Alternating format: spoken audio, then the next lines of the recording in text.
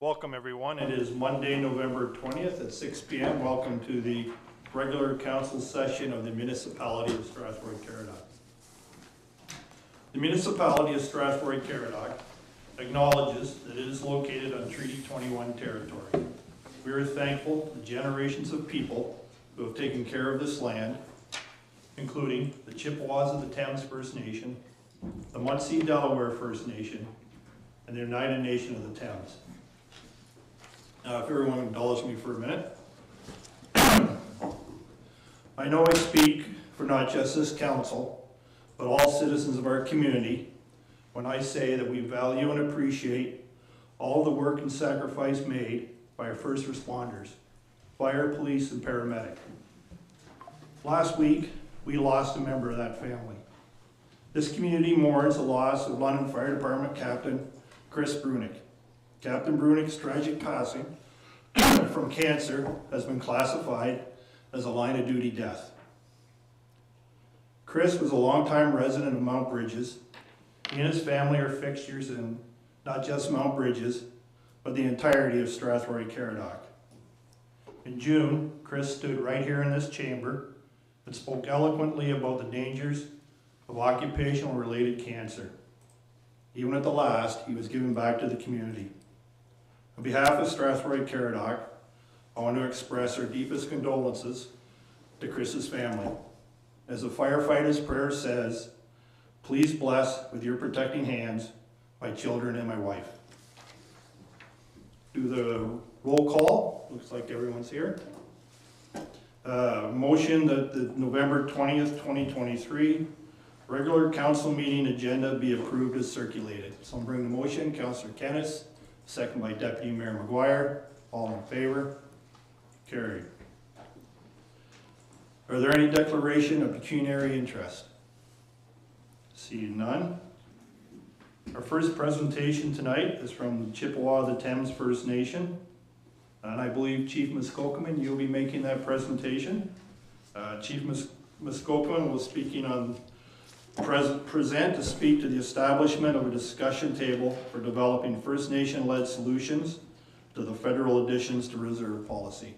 Chief Muskokoman. Thank you very much, Mr. Mayor. So, before I begin, I'd like to express our sincere condolences to the family of the firefighter. And through you, Mayor, I hope that you would pass that on. I shall. Thank you. My name is Chief Joe Muskokoman. I'm the Chief of the Chippewa Thames First Nation. Just perhaps to give you a bit of my background, I would like to point out to you that I've been involved in First Nation politics for over 50 years. My background is I have served as chief of my own community for 8 terms since 1995. Called away on several occasions in times of need when I've been asked to work with the national office, the Assembly of First Nations, and acted as a special advisor to national chiefs. Part of that work was to bring forward the tragedies that our communities have suffered across this country with regard to Indian residential schools. And this has now have come to highlight into the public's conscience very recently, but it has started a long time ago, I can tell you that. I had also served as Grand Council Chief of the Anishinaabe Nation and represented over 40 First Nations from Thunder Bay to Ottawa to Windsor to Sarnia, the whole of southern Ontario. And during that time, we have put through a number of legislations that are continued to be on the books today. I've served the last 8 years as the Deputy Grand Council Chief. And so my toil comes back to as early as 1979, when I became involved in the Constitution Act of Canada and acted as chief lobbyist for the National Indian Brotherhood in London, England, that was primarily focused on Section 35 that enshrined the rights of Aboriginal people in Canada. So I have a long history, Mayor and Council, in terms of defending and also in terms of lifting up what we believe is our rights within this country and within the international forum. And that has recently come to fruition through the United Nations Declaration of the Rights of Indigenous People Act that's been passed into law into Canada. So within that, my life has been basically to enshrine treaties and Aboriginal rights, not only nationally but internationally in law, and which has come to pass. The mayor so kindly met with me a number of weeks ago, and we had to talk. We had a great discussion. He grew up not far off the Chippewa community, and we talked about many things of mutual interest. One of the things that you'll see in your package, of course, is a letter that is being suggested to come forward. And it's a letter to Minister Patty Haydu. She's the Minister of Indigenous Services through the Government of Canada. She's the one that is responsible primarily for additions to reserve policy. Now, you may or may not know, but this policy has been in place for over 25 years. And in the past 25 years, if we were to enter, Chippewa was to enter today, a parcel of land to be reverted from fee simple land into First Nation land, it would take anywhere between 25 and 30 years to accomplish. In that time, we are expected to pay municipal taxes where we receive absolutely no service. We've been doing that for over 25 years. And what I've asked the mayor, and I'm asking this council, and I've asked other municipal councils to consider, is suspending the application of municipal tax laws on Chippewa First Nation. We have signed a claim that requires us in the future, doesn't require us, gives us an option within the future to retain over 5,000 acres of land. That's a tremendous size of land. And that includes urban reserves. So theoretically and practically, Chippewa-Thames First Nation could establish an Indian reserve in the heart of Strathroy. Now, people would say, what would that do to our council? I would say to you that that would make you at a tremendous advantage as partners. I would say to you that the relationship between Indigenous people would strengthen as nothing ever has in the past.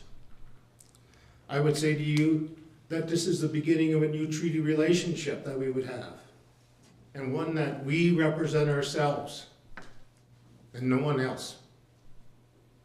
We cannot trust the governments to represent us anymore. And so we're taking away their right and placing that right back in the hands of our people. And so we believe that this relationship can only be strengthened through mutual respect and mutual dialogue, and coming to discussions that may be difficult in the beginning, but are necessary. Discussions of a relationship that need to look back at how, in fact, we coexist together. We are not going anywhere, and we understand you are not going anywhere. So isn't it time we begin to talk, rather than wait for governments to do that for us? We are proposing to the Minister of Indian Affairs, and we have stated to her directly that her machinery of government is broken and beyond repair.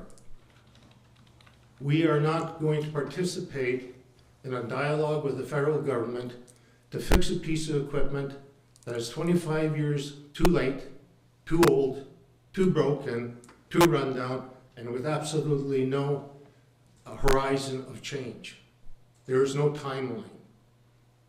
Consult with us, they say, tell us your views, and tell us how, in fact, we can change our policy. Ladies and gentlemen, I can assure you that over the past 50 years, I have talked to them beyond anything and telling them how to change their policy. And their policy should be, get out of our way. Treat us like first-class citizens. There's a saying in Indian country, we're First Nations treated like second-class citizens living in third world conditions. And that might sound difficult to hear, but have you come to Chippewa?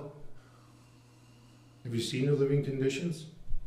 You've got better back roads paved than we have on main roads. So our proposal to you, Council, is to join with us. Join with us in telling the department that we can solve our own problems here regionally. They can have beneficial effect both for Strathroy-Caradoc. I've had the same conversation with the Mayor of London, and we're doing that together again. I think it's stronger to have a regional economy than try to look to have how to fix a national economy.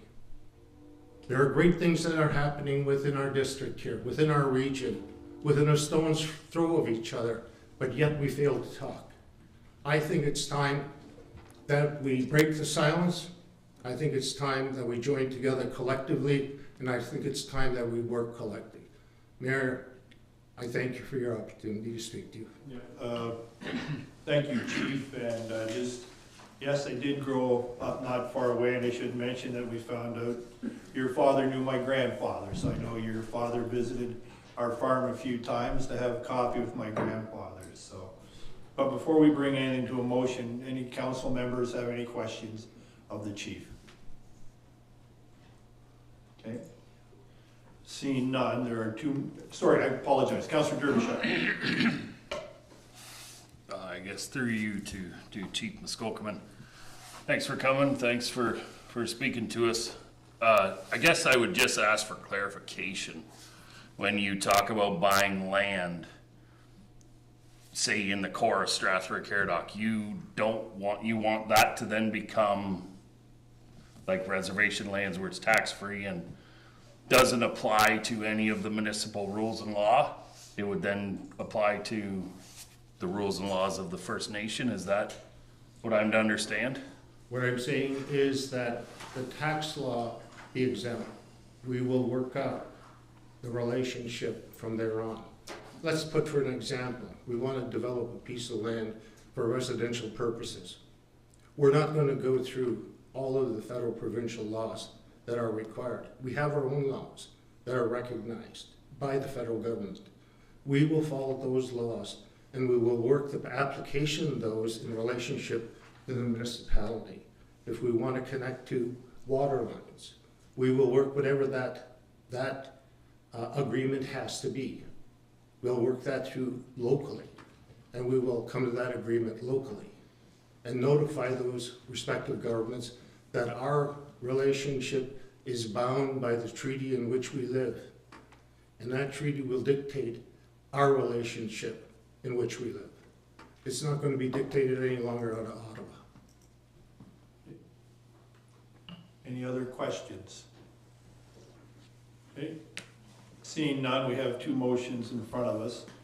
That the presentation from Chippewa-the-Thames First Nation be received for information, and further, that the municipality support the initiative to establish a discussion table for developing First Nation-led solutions to the federal additions to reserve policy via the draft letter of support included on the agenda. A motion to carry. Councillor Brandon, second. Oh. Can we split those? Yeah, if you would like them to. I mean, okay. Go with the first motion that the presentation from Chippewas of the Thames First Nation be received for information. Motion, Councillor Brandon, second by Councillor Derbyshire. All in favor? Carried. Last motion, that the municipality support the initiative to establish discussion table for developing First Nation-led solutions to the federal additions to reserve policy via the draft letter of support included on the agenda. Motion to carry. I'm going to bring motion, Councillor Brandon, second by Councillor Canis. Questions, if any? Councillor Derbyshire, followed by Councillor Pelkman. Thank you. Through you to council, I just wondered if we could maybe postpone this part of this motion until we can fully understand what we are sending the letter off for request for. So I agree with the first part of this motion where we establish a committee, but I think we should hold our fire until we understand what we're sending off and where it might put us from a legal legislative standpoint. Okay, were you gonna bring a motion to that effect, Councillor Derbyshire, and amend it? And we'll go. Yep, Councillor Buckman, you had questions? I was actually going to say a similar thing. I have no issue with going to talk and start establishing discussions, because I understand this legislation has been in place for a long time. I remember when it came in, and there was a lot of wild hypotheses about what was going to happen, and none of that, to my knowledge, ever happened. It didn't change the world, and it didn't create black clouds wherever stuff they were saying was going to happen. But I do think, just from an educational standpoint, just so I could understand what the implications would be of the legislation, like, it was a long time ago that came in, and I honestly can't remember a lot of the details of it. And so what does that mean in terms of if, a couple thousand acres went to the reserve? What does that do to our finances if it's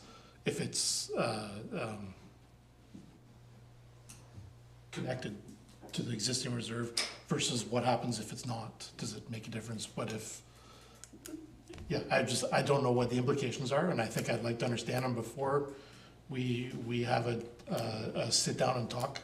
But I do believe, the legislation's not gonna change and the situation's not gonna change, and I think discussion is a good idea. Okay. Deputy Mayor. Thank you, Your Worship. Through you to Chief Muskokomen, I just want to say I think this is probably the most intriguing conversation that's been brought forward to us in my short time on council. And I would very much like to see more education and dialogue with Chippewa, the Thames, through you or your council, because I think there's a lot to learn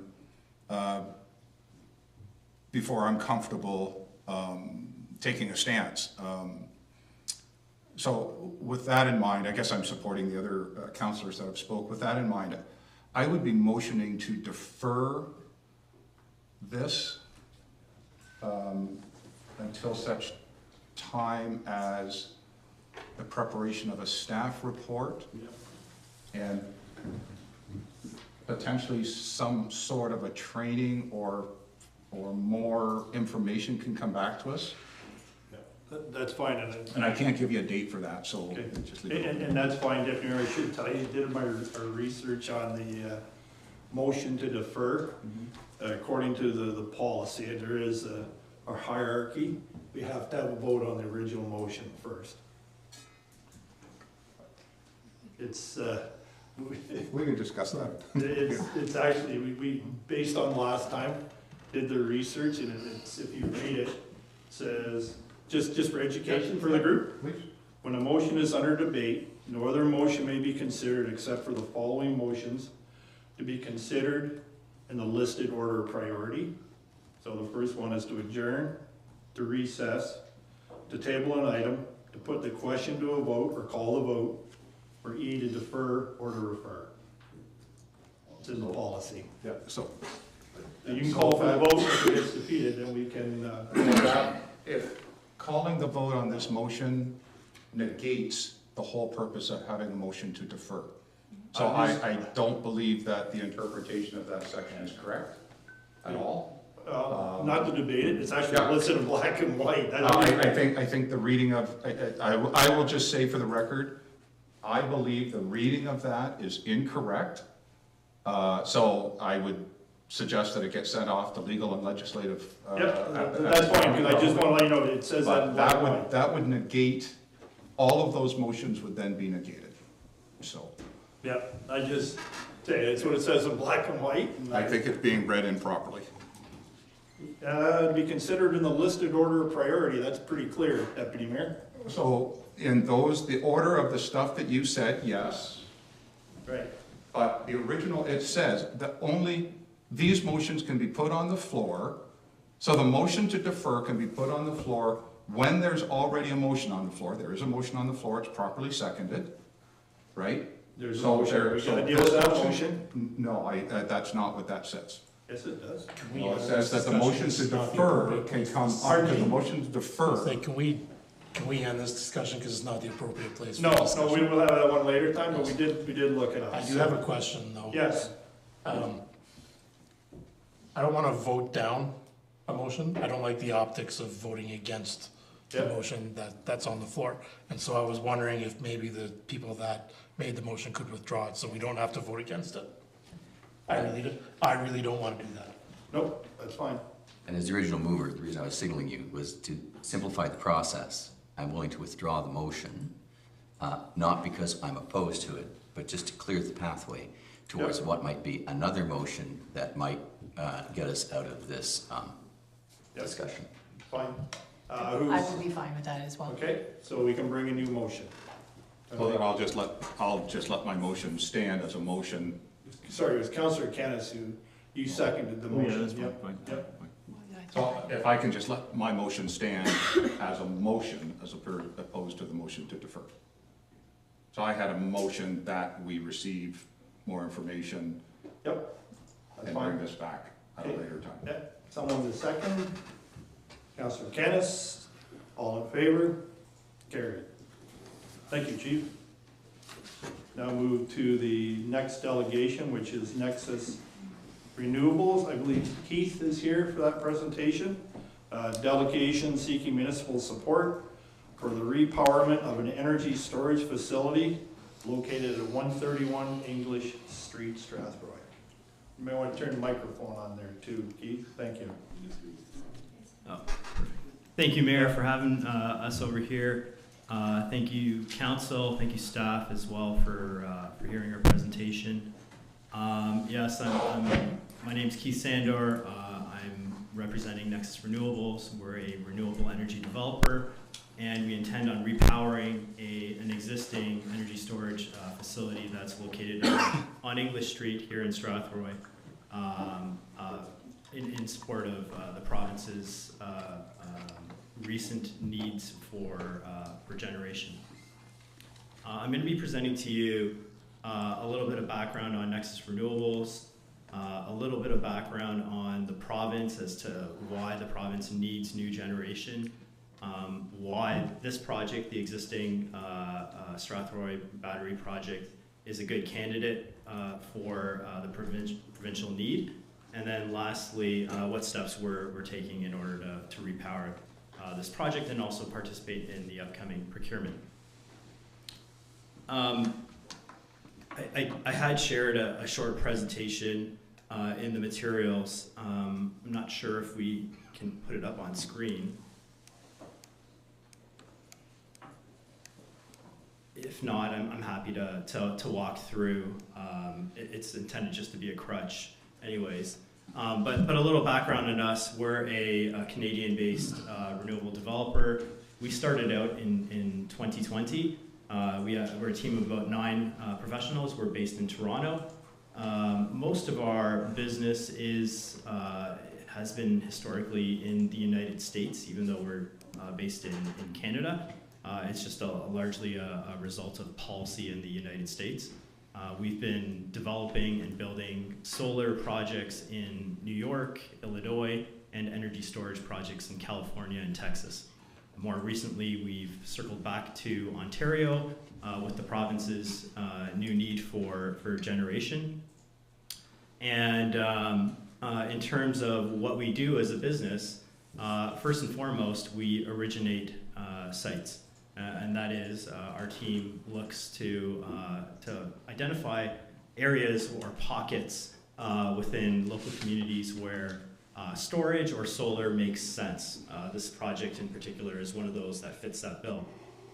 For the landowners or local communities, We generally offer attractive lease rates. They're roughly 2 to 3 times what farmers would normally get for leasing out their land. And or we entertain purchase agreements to acquire properties for longer term. Secondly, what we do is we develop projects. We're a small team. We don't have a lot of the development capabilities in-house. So what we do is we partner with local consultants, local engineering firms. I'm very much open to any recommendations here as well. But yeah, we partner with local firms in order to work with local councils and in order to make sure that our project meets the local codes and the requirements of local authorities having jurisdiction. And lastly, what we do is we construct projects. So we generally tender out our projects to to national engineering, procurement, and construction firms. And with that, our tenders are very local focused. We have requirements for the national partners to subcontract out to local firms, and it's part of our practice. In terms of how we're set up, and I'm just kind of going on page 3 here, we're funded through a dedicated fund. It's called IAGA Capital Partners. They manage family office money from the Walton family, amongst others. We also have other financiers in the United States, including Warburg Pincus and Cinevis Bank, as well as Bankers Trust.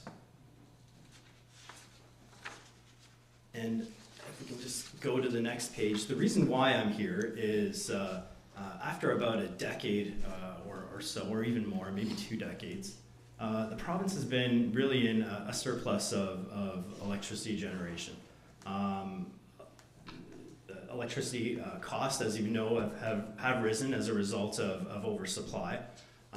But more recently, with a lot of the advent of electrification across a number of different sectors, including electric vehicles and data centers, there is a greater demand for electricity. And then in parallel, some of the existing generation in Ontario is set for retirement. Pickering Generating Station is going to be retiring in over the next few years, as well as the other nuclear generating stations are undergoing refurbishments. That's creating a need for new generation in Ontario. The system operator or the province has been directed to procure more generation to backfill that need, and hence the reason why I'm here. They've really reached out to a number of proponents, and they've advised that there's a need for about 4,000 megawatts of generation. That's fairly sizable. The project that we're contemplating is only 5 megawatts, so it's a small dot, but nonetheless, it makes sense.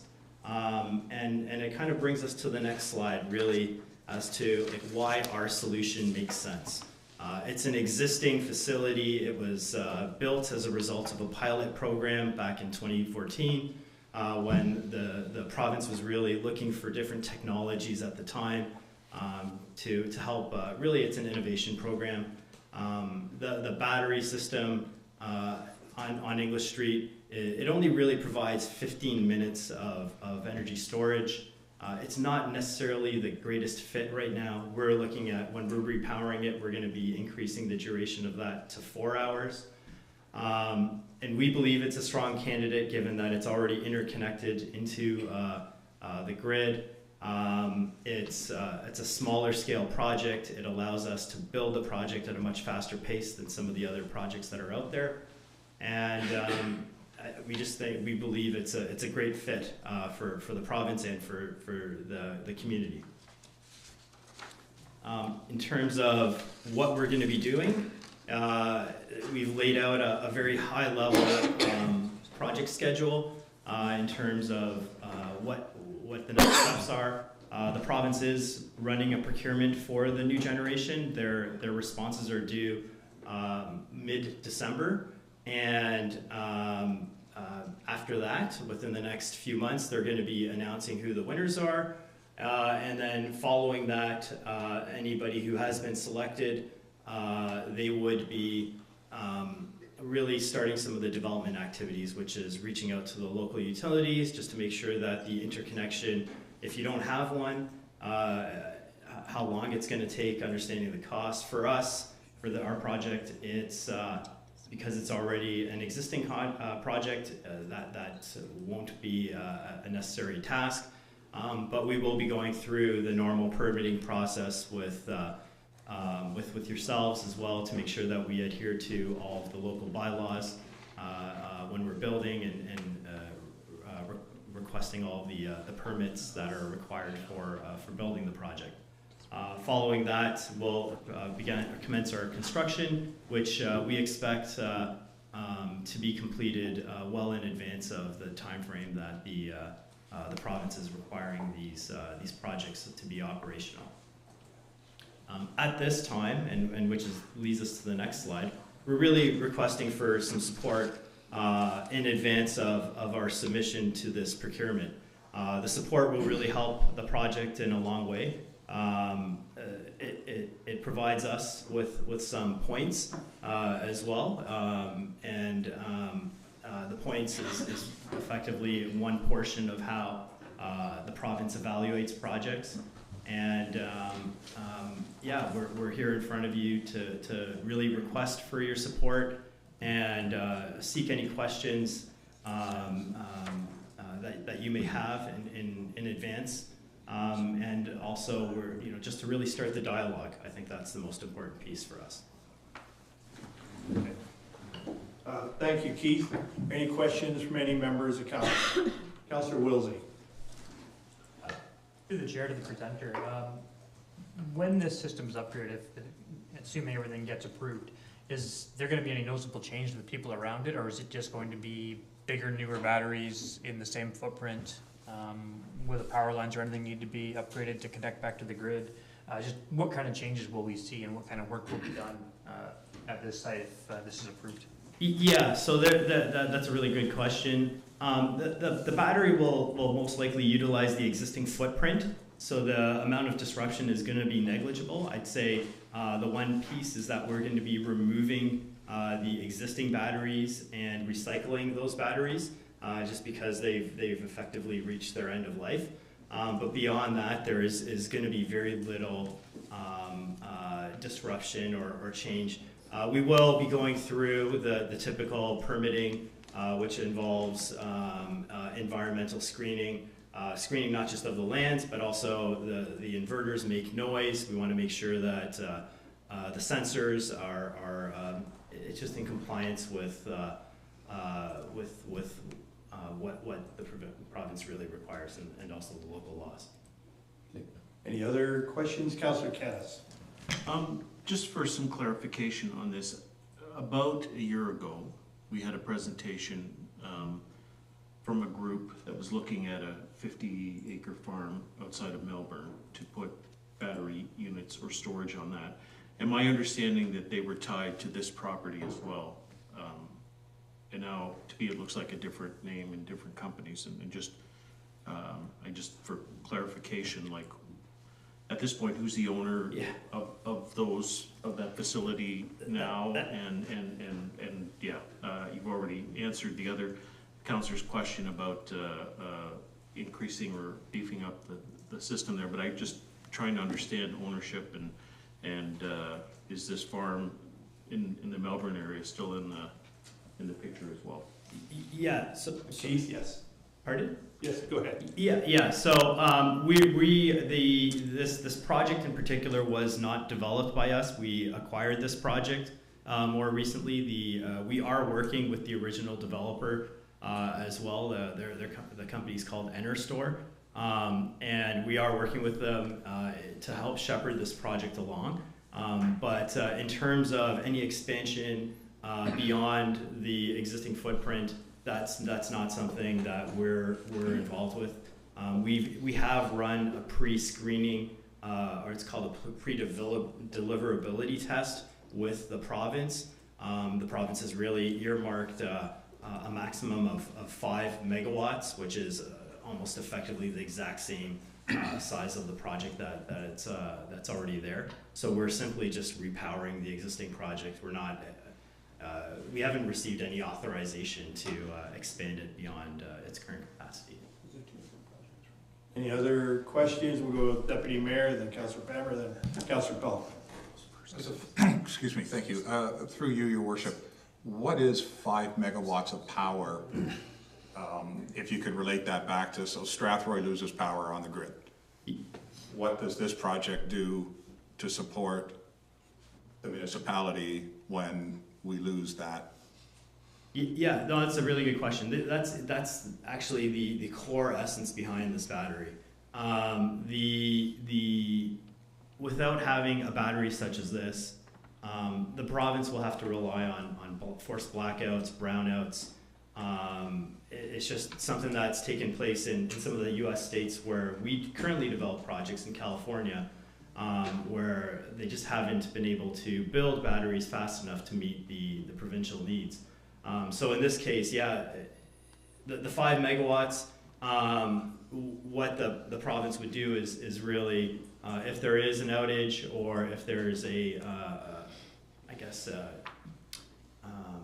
concern that the reliability of the system is kind of etching up and there's not enough supply, the system operator will call on our battery to really step up. The beauty of the battery is that it's instantaneous, unlike other technologies that are out there, in that it is able to respond immediately to demand needs or to market signals in order to address an outage or a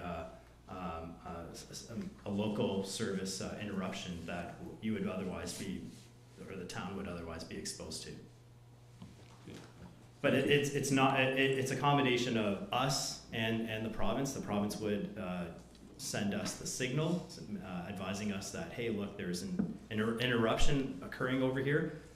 They would send our control center the signal, and our control center would respond effectively immediately to relieve that need. Okay, Councillor Pammer? I think you've partly answered my question. My question was quite, generally, what's in it for us? Yeah, of Like, course. why should we do this? Yeah. So there's a few reasons, and I could maybe first start by the economic reasons. As I mentioned, I've kind of walked through a very high level our development cycle where we partner with local consultants. We're only a team of 9. We don't have the bandwidth that's available to do the drawings. These drawings are fairly comprehensive and to make construction-ready drawings for a system of this size. We would be tendering out that work to somebody who has familiarity or has experience working with the town. With the permitting as well, we don't typically step in front of council and planning boards. We usually rely on kind of local consultants to do that. We would be beyond this. We would be assisting with or kind of standing behind the local consultants. So it's really economic growth from that standpoint. In terms of I know what we do in the U.S. I'm not sure if we can do this down here, but we typically enter into separate local tax agreements with some of the counties in the U.S. We'd be very open to having those discussions over here, where we try to front load a lot of the taxes so that it can be of benefit to the community. We're happy to have those kind of discussions and walk through some of the structures that we've proposed and made work with the local towns, counties, and fire departments, and school boards as well. Councillor Palkman, did you have a question? I did. Thank you, Your Worship, but it's really more to our own staff. Obviously, we own that piece of property. I'm just curious where the boundary of that property is and how much of this project currently eats up that piece of property. The current footprint, you mean? Yes. I believe it's less than 5,000 square feet, like, or approximately around that. Like, it's not going to be much more than that. Yeah, I'm just curious if the property goes all the way over to the townhouses, or if there's some, I don't know where the boundary is. Yeah, unfortunately didn't. Director Huff, would you have, I see you looking at your map there. Yeah, where am I?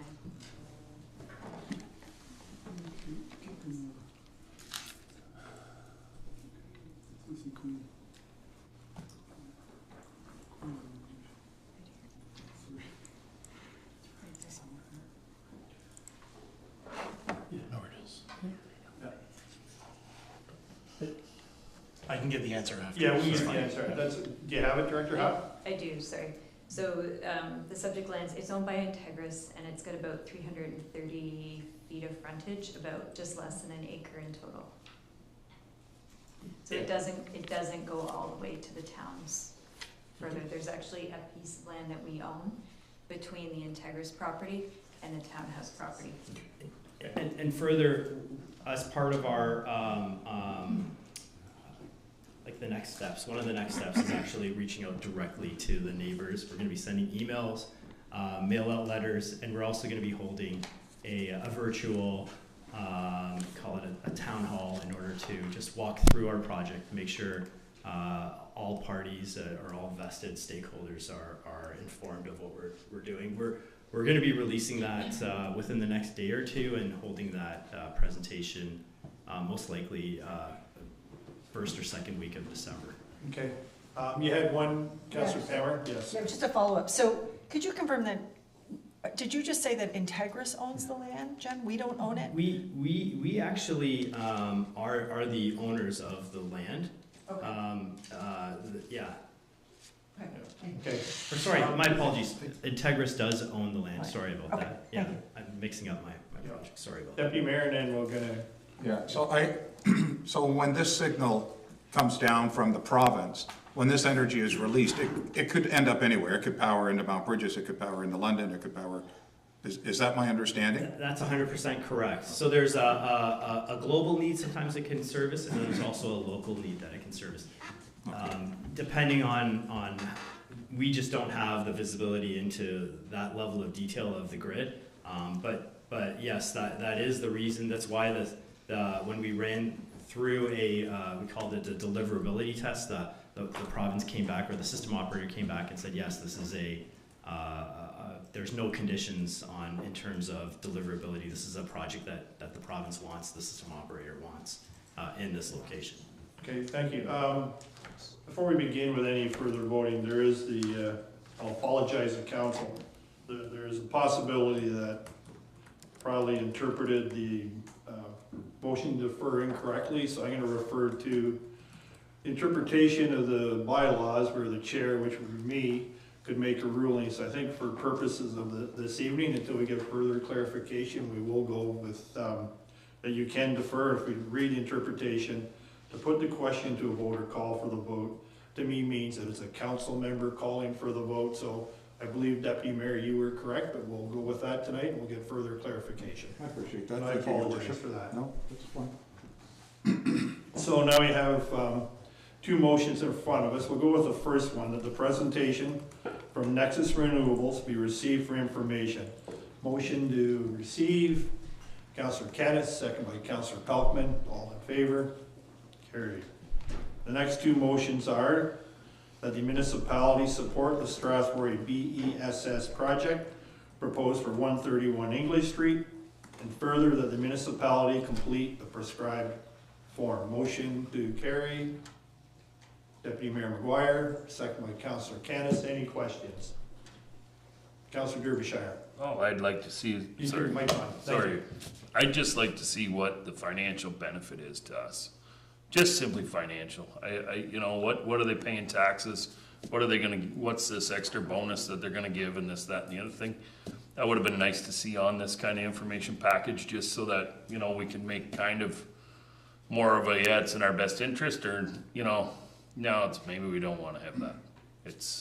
That's what I'd like to see. I don't know if the time frame permits, you know, this, I don't know how crunched they are for times, whether they could send that over and put it on another, on the next meeting. Yep. Any other follow-up questions? Okay, Councilor Derbyshire, you had a question. Do you want to make a motion or make an amendment to the motion that's there? Yeah, I guess I'd make an amendment that we, move this to next meeting, provided that, they supply us with kind of the financial side of this. I'm gonna say financial benefit for us. Okay, second, Councilor Hippel. Any more questions to that amendment? All in favor? Opposed, if any? Carried. Thank you, Keith, for that. Thank you very much. Thanks, So, everyone. then move on to the approval of minutes. Recommendation that the regular council meeting minutes of November 6, 2023 be approved as written. Motion to accept. Councilor Caddis, second by Councilor Pelkman. All in favor? Carried. Thank you. Next are the notices of motion from Deputy Mayor McGuire. These are to be voted on this evening. Deputy Mayor, I'm gonna ask, since this is your motion, that you read them in the way that you would like them read, okay? Thank you, Your Worship. So what I have undertaken in consultation with the fire chief is to bring forth the concept of a Strathroy-Caradoc Fire Services Advisory Board. We had something similar years ago. I believe Councillor Kennis was probably the last member sitting around the table here that sat on it, as far as any documentation that I could find. So they could speak to that. The idea of this is to involve the community and a committee of council to assist the chief in the high-level view as to how the fire department may carry out some of its roles in the community. Very high-level stuff. It's an advisory board. As you'll see, I put in there 3 motions, and you can certainly separate them if you would like to, that essentially we create the authority board. My vision, and I'm open to change, is that it would consist of 5 members, 3 from council, 1 citizen member from Ward 1 and 1 citizen member from Ward 2, making up the 5. I believe on every committee, the mayor sits as ex officio. Probably our CAO could confirm that, or the mayor could confirm that, but I believe that is the case. You could also assign an alternate if you chose. And then I did give some terms of reference, just for consideration and thought of council, to provide some clarity. And I'm really just going to leave it open at that point in time. Yeah, and I know, I'm gonna we'll receive it first, get the motion, then we'll questions. Motion to council authorize staff and the mayor to take all steps necessary to establish the Strathroy-Caradoc Fire Services. And just to point out, Deputy Mayor, you said authority there. Oh, the next sorry. one should be advisory. Advisory. So we'll take a motion to accept that first. Councillor Caddis, second by Councillor Hippel. Now questions to the Deputy Mayor. Councillor Pelkman. My question pertains to the third part of the motion, and I would like to see the word may substituted in front of includes.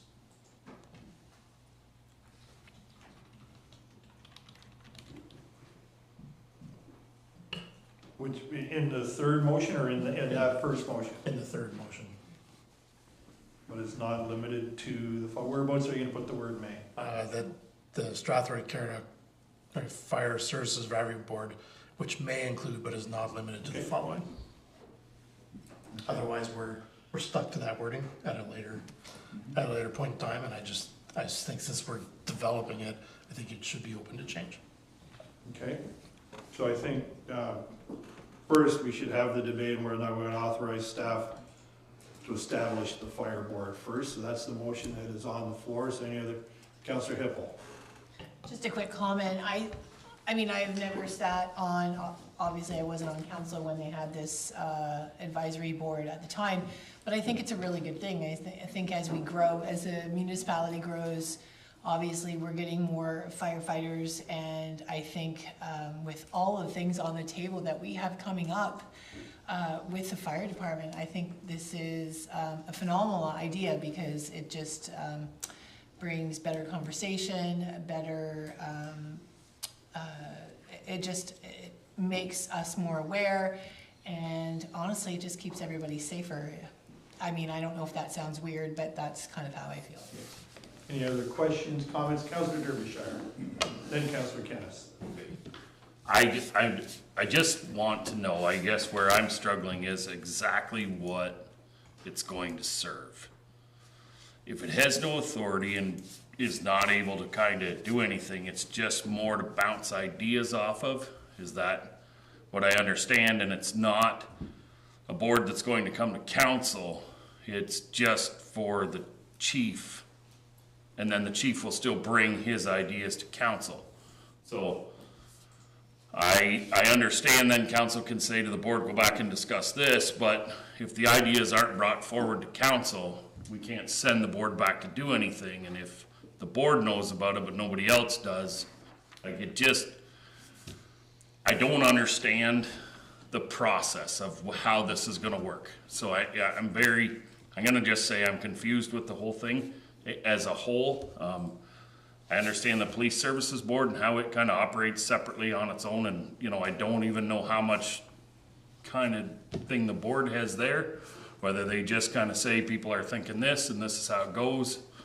But the police operate different than the fire department, so I don't know if we can set up the same system with a chief that actually answers to the council as a whole. That's who he answers to.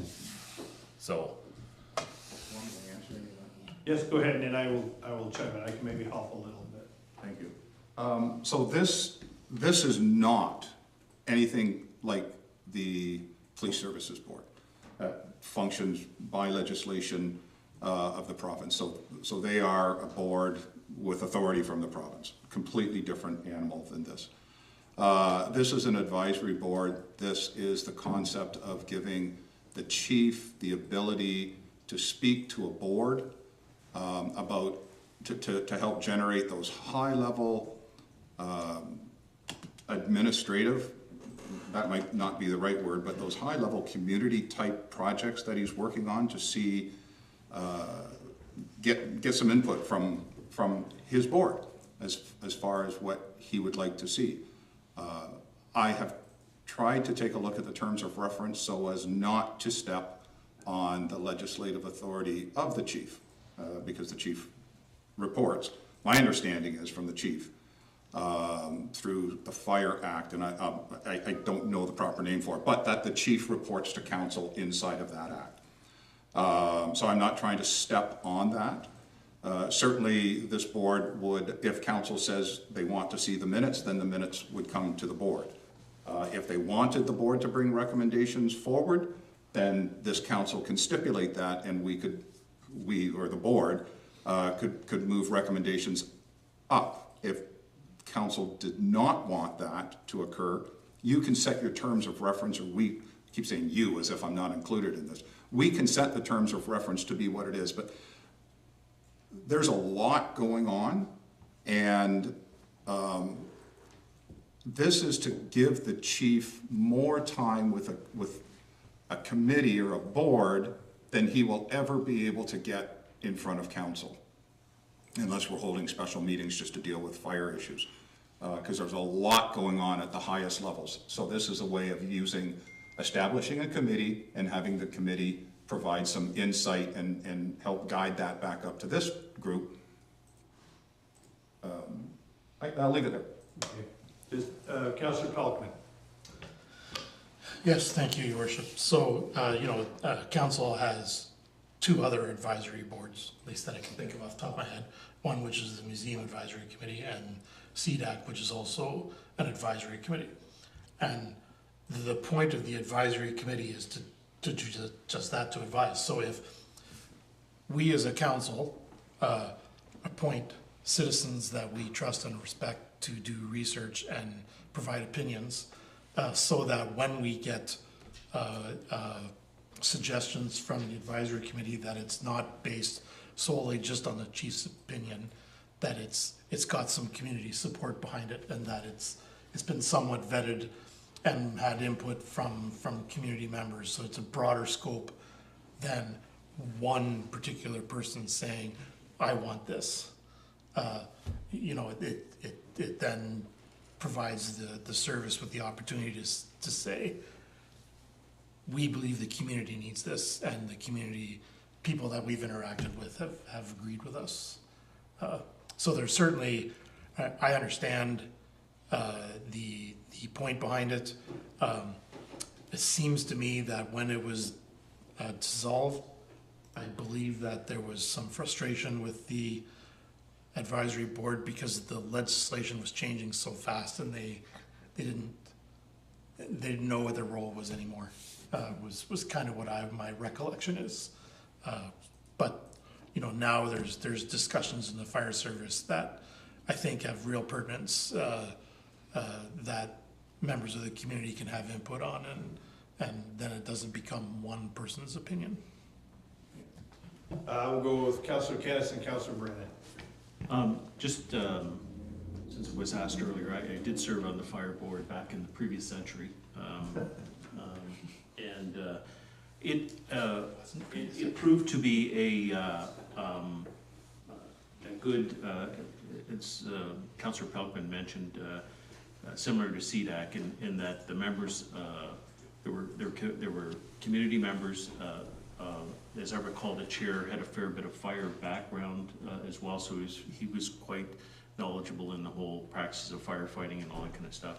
And for council members that served on that committee, it was a way of better understanding the role. I mean, we know what the role of the fire department is, but how it operates and understanding equipment replacement and you know, long run. I mean, this community is going to have to look at some type of full-time firefighters and all that kind of stuff. So I think it's an opportunity for council members to that sit on there as well, is to get a better feeling for the fire department and how it operates, and then to be able to bring that back to the entire council when we're voting on various items that come before us. And as the deputy mayor said, I think it just helps build a stronger relationship between us and the fire department as well. So, Councillor Brennan.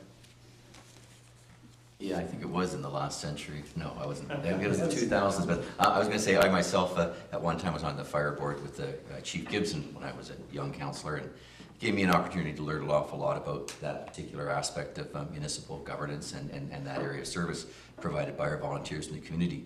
I'm not opposed to another level of collective decision making here. I think it's valuable for the chief to be able to have a forum in which he can at length develop, discuss, refine ideas with members of council and members of the community, as long as this does not complicate or slow down the process by which council needs to make decisions that are important for the well-being of the community.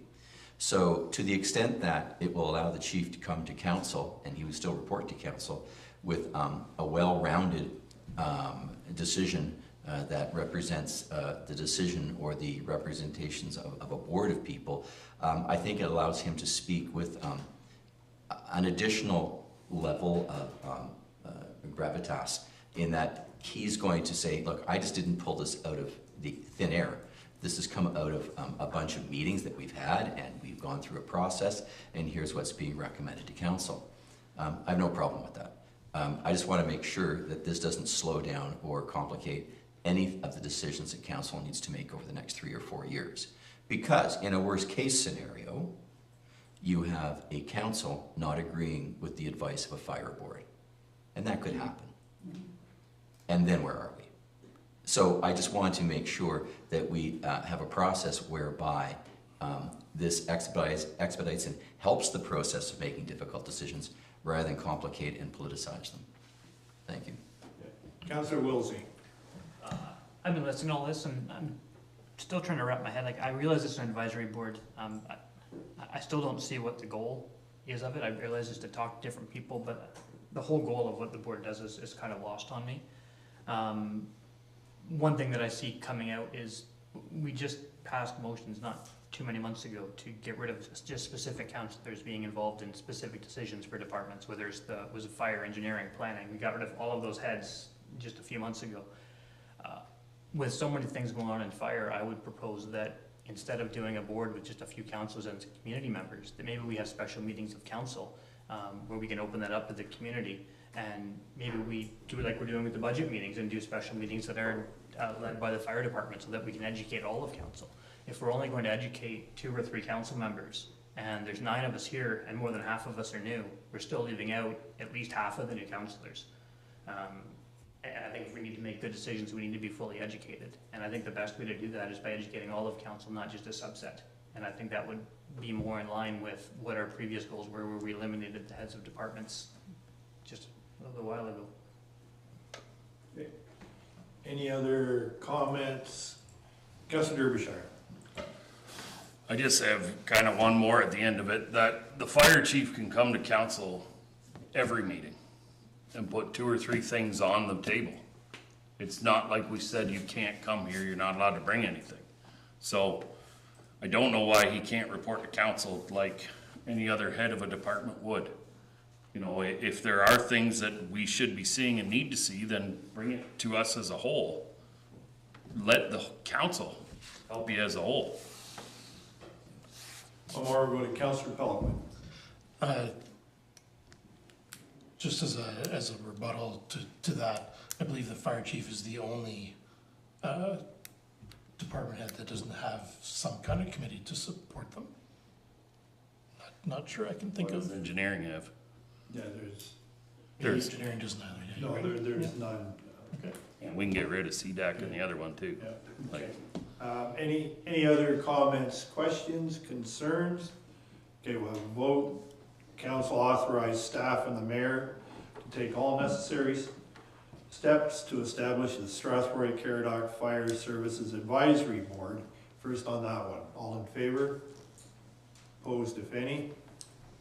Carried. Next 2 motions are that council authorize the Strathroy-Caradoc Fire Services Advisory Board to consist of 3 members appointed from council and 2 citizen members appointed from the Municipality of Strathroy-Caradoc, representing 1 from Ward 1 and 1 from Ward 2, and further, the council authorize the terms of reference for the Strathroy-Caradoc Fire Services Advisory Board, which includes but is not limited to the following. I won't read all of them. Motion to accept, Councilor Pelkman. Can I ask that we insert the word may before include? Yes. Want to make the amendment before? Yeah. Yes, I would, please. Okay. Which may include but is not limited to the following. Motion to accept, Councilor Pelkman, second by the Deputy Mayor. Are there any questions or comments? Councilor Derbyshire. just wondering if we are allowing anyone from the public to put their name in? So are we accepting family members, wives, children of firemen, past, present? Are we allowing them to be on or no? That's actually a very good question. Yep, Councilor Pelkman. I think the terms of reference should be drawn up before we invite any members of the public to, and we can stipulate within the terms of reference who can and can't serve. Any other questions or comments? I had one, pertaining like Councilor Derbyshire and Councilor Pelkman, that we should have wording in there that says that the terms of reference come before we form the board, that the terms of reference should come back to council for approval. So I'd like to make a friendly amendment, if I could, Deputy Mayor, that we put language in there that says that, something that says council approves the terms of reference before the board is populated. That is exactly my line of thinking on developing this, so absolutely. Okay. Sorry, Councilor Derbyshire. I just have something that Councilor Brennan kind of stuck in my mind, where he said, when this board makes a decision, is council gonna fight it? So are we now basically saying whatever this committee approves is the word of council. I think we're all shaking our head no, and I would suggest it be, just like the terms of reference, there's no approval, it's an advice. So it's an advisory board, so they would be making advice to council or making a recommendation. Yeah, I just find that as long as we're still all gonna be objective and council people when we show back up here. Because I found with the chairs got very involved in their thing and almost defended it like there was their own. So I don't wanna see, you know, the 3 council members that come back being like, well, this has to go through because we put it through. So that's what worries me about this. That's a fair comment, we'll accept that one. Any other, Deputy Mayor? When I tried to draw the terms of reference, there's 2 thought processes here, and we can explore it later, but one is that my thought is that the advisory board is providing advice to the chief, not to council. We're providing advice to the chief. The chief reports back. The second way to look at this is that you want the advisory board to provide advice to council. And the same thing, but slightly different. And in my terms, I believe the best way to start this, and this may evolve over time, is for the advisory board to provide advice to the chief. Gives him a level of confidence when he's coming forth to the board that this has been well vetted and looked at. So that, I don't know if that solves your One more, then we'll bring it to vote. Yeah, it's not that it solves it, it actually clarifies that you are the advisory board for the chief, not for council. Which means that when it comes forward, it's brought forward as the chief's decision, not as an advisory board. It's not, they're not saying to council, look, we've reviewed this and we think this is a good idea. Correct. So the first thing in the terms of reference. So we're gonna call for we have the motions with the amendment that the terms of reference come back to council for approval. All in favor? Opposed, if any? Carried. Now move on to drainage matters. A resolution to open the quarter revision. A motion to open the quarter revision to consider the Burisma-Burwell Road Drain 2023 and the Carruthers Central Drain 2023 be hereby open. Deputy Mayor McGuire, second by Councillor Wilsey. All in favor? Carried. The Burisma-Burwell Road Drain. Was there anyone going to make a presentation on that, Director Strauss? Through the chair to the council, there has been no appeals. There's nothing really to present Okay. this evening, and that does go for the second drain as well. Okay, thank you. So we'll go through this quick. Are there any questions from members regarding the Burisma-Burwell Road Drain? Seeing none, we'll move the decision that subject to any appeals, provisional bylaw number 75-23 be referred to the consideration of bylaws section of the agenda for third and final reading. Motion to carry. Councillor Hippel, second by Councillor Derbyshire. All in favor? Carried. You did say, Director Strauss, there are no appeals on the Carruthers Drain?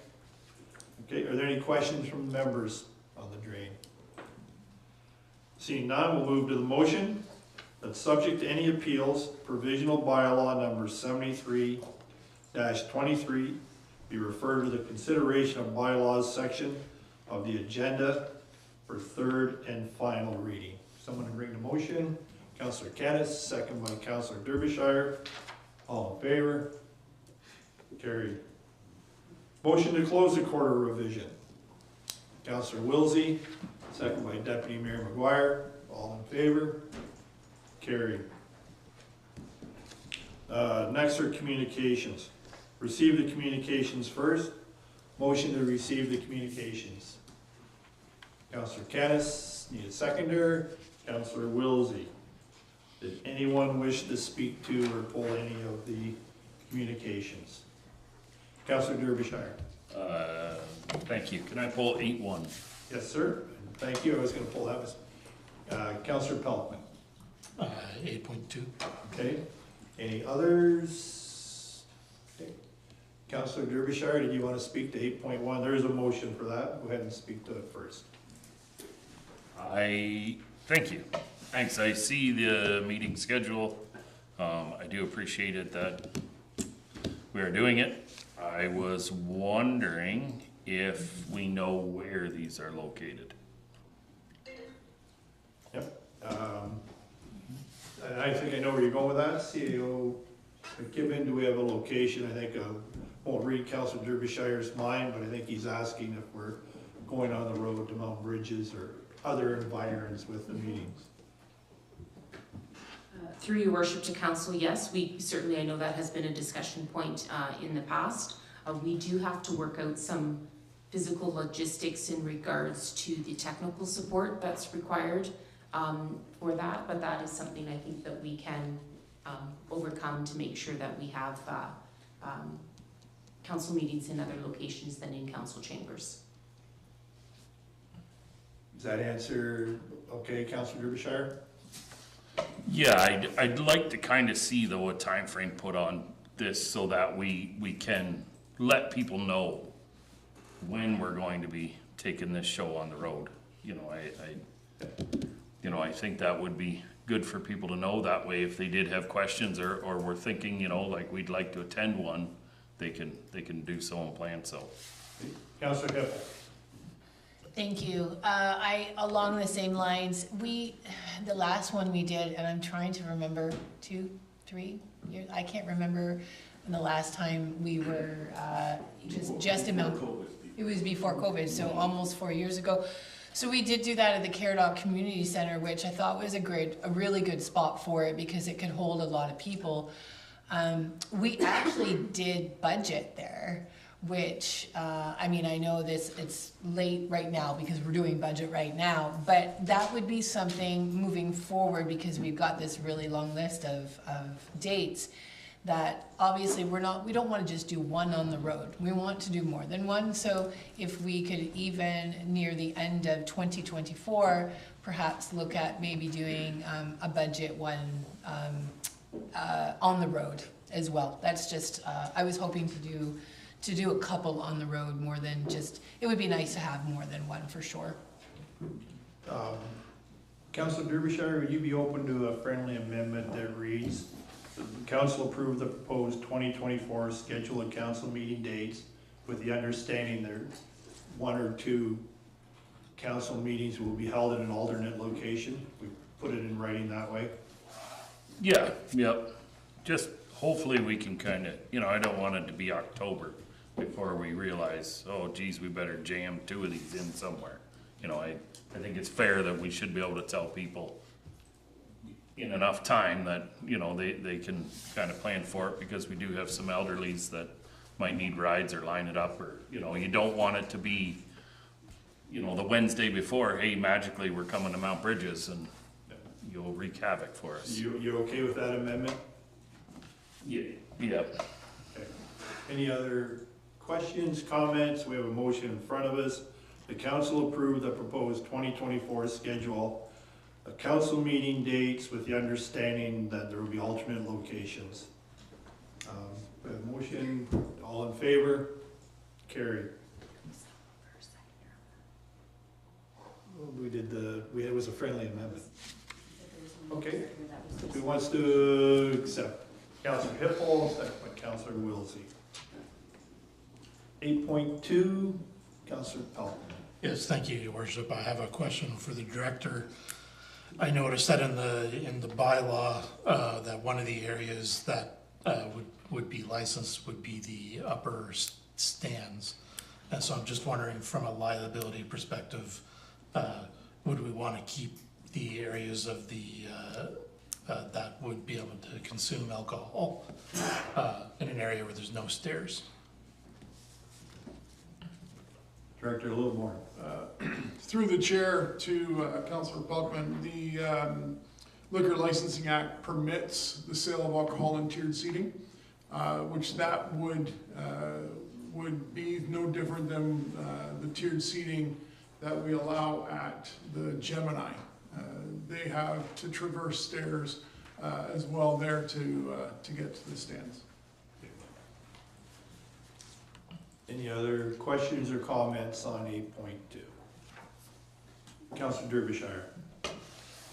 I would like to thank this constituent for their letter. You know, I do believe that there's not much we can do at this point. Believe the policy's in place, you know, and I do understand her concerns. You know, I got some young kids of my own, but I would just like to thank her for stepping up and writing something. Deputy Mayor McGuire. And I just want to follow up that I think it's important everybody realize that we did in fact reach out to Chippewa the Thames, who are partners in Tri-Township Arena, to ensure that they were receiving this favorably before that board moved it to this council.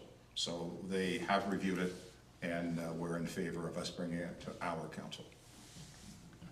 Any other comments, questions, or concerns?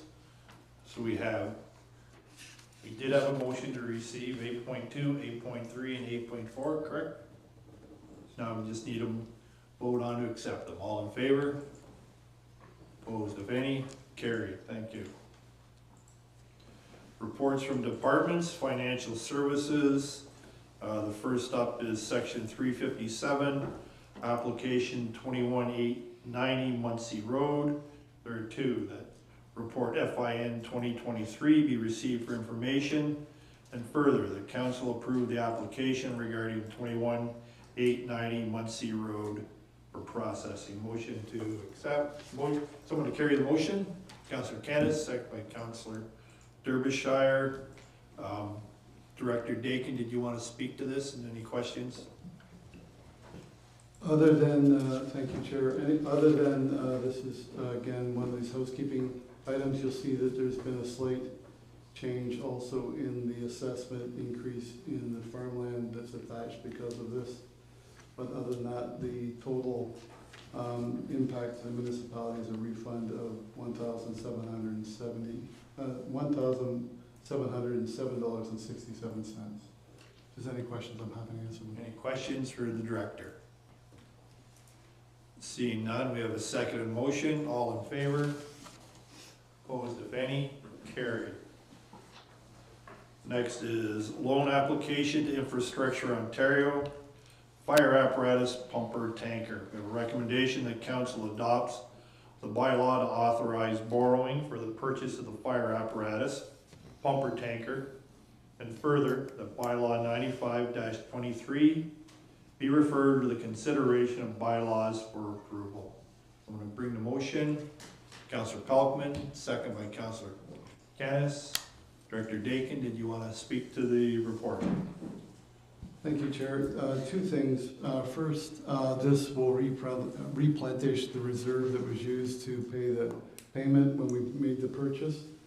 Secondly, that the bylaw, you'll notice, is for the term of council. Given some of the discussions in the past couple meetings about our need to borrow, this streamlines that process for this term of this council to allow applications to be made without having to come back to council for each application. It just leaves the ability to present those applications to the province for those funds for the term of this council only. Any questions? Councillor Wilsey. I have two. One, I'd like that multi-year borrowing where it doesn't have to come to council to be pulled out to be separate. And the second one is if we've already paid it out of our reserve, I don't see where it makes sense to pay almost 5% interest on money that we've already spent just to replenish a reserve. To me, it makes more sense to, instead of making those payments back to it, that we make those payments back into the fleet reserve. Instead of paying someone else 5% interest, if we've already paid the money and we're in good financial shape, why don't we just pay ourselves and save ourselves 5% of the cost of this pumper? Did you have a comment or anything on that, Director Dakin? Through the chair to Councillor Wilsey, that's exactly why we bring these to council. So if council has a different idea, they can bring that forward. So Happy to do whatever council so chooses. Any other, you had a follow-up? I just didn't know if I should make my two suggestions into motions then, being the director has no objections. 1 sec, Councillor Pelkman. Thank you, Richard. I just want to make sure I choose my words carefully here. So I can remember a time in the past where on paper funds were in reserves that weren't actually there because they had been used for something just like this purpose. And you yourself has asked for multiple reports on what exactly is in the bank account of each of these reserves. So if we don't replenish the reserves, we're going to have money on paper again that doesn't actually exist. While I'm not opposed to his idea, before we make any motions, I would rather see a motion to defer to make sure that we understand the implications of the motion before we make it. Councillor Hippel. Yeah, actually, I was going to comment that I didn't truly understand the whole gist of what we were doing. I hadn't had a chance to talk to the director, and I honestly hadn't had a chance to sit down and truly wrap my head around what the implications were for this. So I would be okay with deferring, because I truly, it's not that I don't trust anyone in this room, but it would be really great to be able to have a full, to understand everything. I wasn't really sure, and I get why we have reserves. I do, I'm not a dummy. I do understand that side of it, but at the same time, I agree with Councillor Wilsey. It just seems a bit odd. Councillor Derbyshire. Through you to Director Dakin. My question, I guess, would be is, do we need to replenish this reserve fund by spending $100,000 in interest? Or do we sit it over here as a negative, paying over here as a positive on the annually, so that you still keep your number, you don't just take whatever that fire truck's work and stick it over here? Like, you know, you can just slowly pay it back to ourselves through payment. It will show as a negative over here, and the positive money will keep adding up, unless you tell me that we need to replenish this reserve fund in order to use this money now, but then that means we're going to pay someone $100,000 for this money now. Councillor, Director Dakin. Through the chair to Councillor Derbyshire. So the funds were taken from the admin reserve last year as per council's direction. Those funds would then be repaid using the payment schedule, if that's council's desire, to repay back into that fund for the first 10 years, just like we would do with the loan. And then after that, the next 10 years of those loan payments would go into the fire reserve, equipment reserve. If that's what, that would be my understanding, if that's the way council would like to see it happen. Any follow-up? Councillor Pelkman. Yes, thank you. I guess through you to the director, I would just like to ask if he can confidently make that decision tonight, or does he need to go back and look at it to make sure that we don't accidentally put ourselves in a precarious position. Again, I'm not against the idea, just want to make sure that we don't accidentally put ourselves in a bad spot. Director Dakin. Through the chair to Councillor Pelkman. So if you recall, on the Q3 financial report, the reserves were presented to council. And in that reserve account was the 800,000 taken out, or the 782,661 was taken out of that reserve to fund this.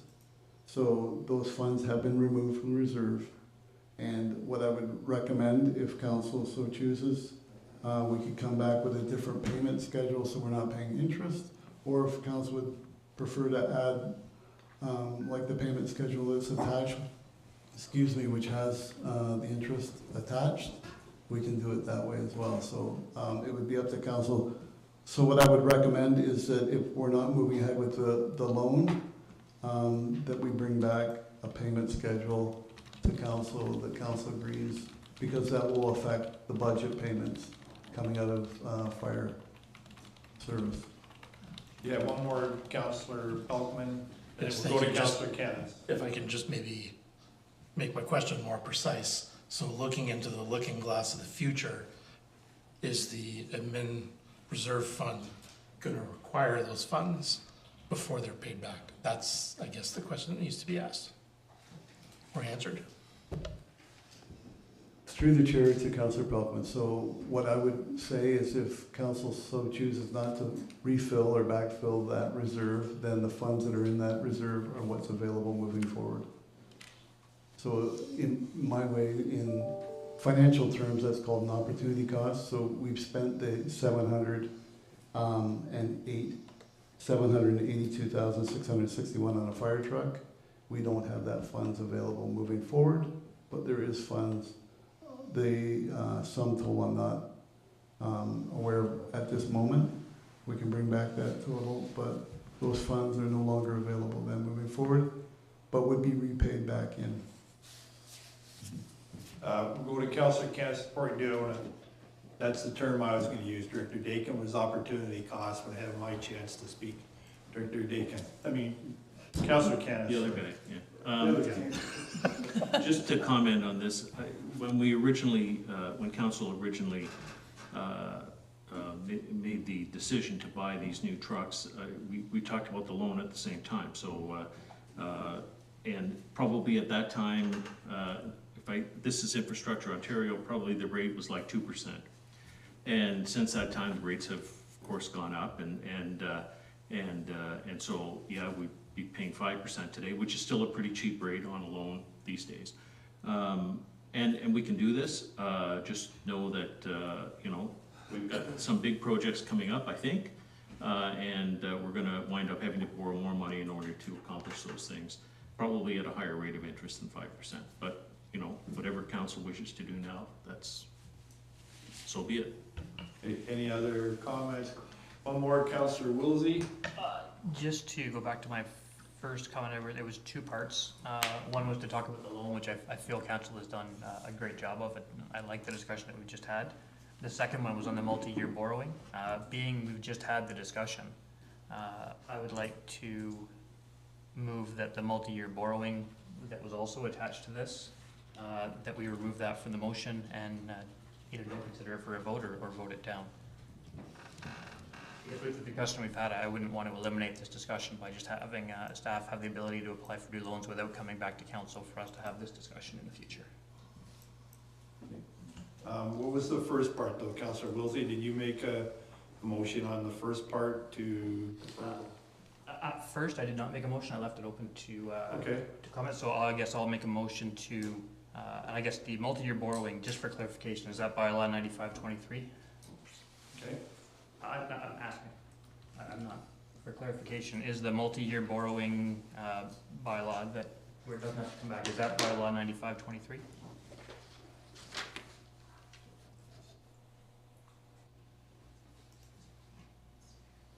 Yep. CAO McKibben. Through your worship, to Councillor Wilsey, yes, contained within the bylaw is that language. I would move that we take the multi-year borrowing out of this, and if that's bylaw 9523, that we remove bylaw 93 from the bylaws for consideration. Yep. Sorry.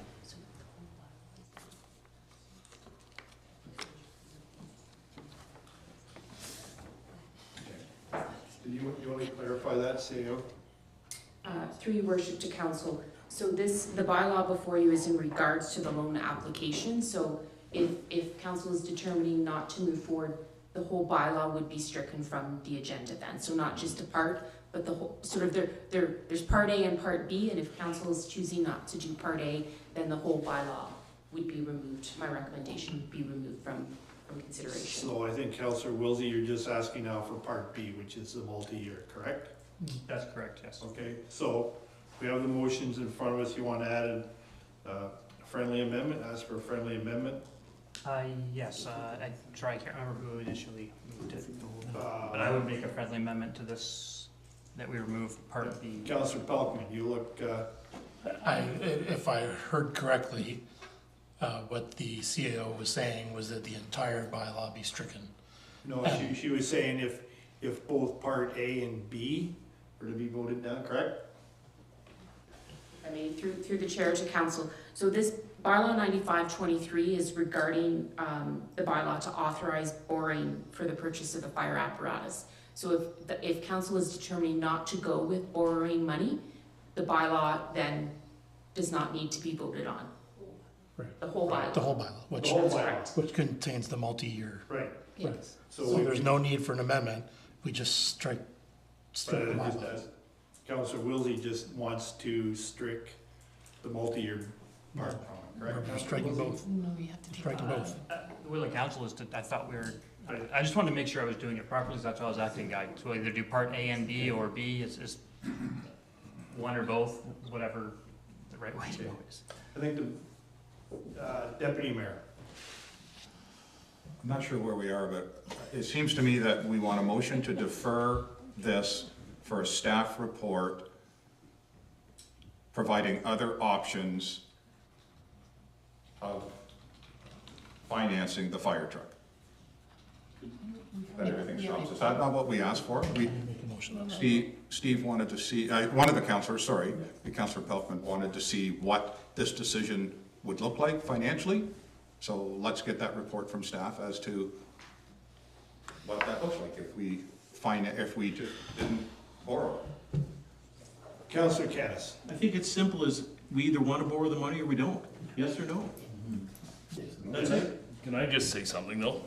The question was asked by Councillor Pelkman, do we need this money?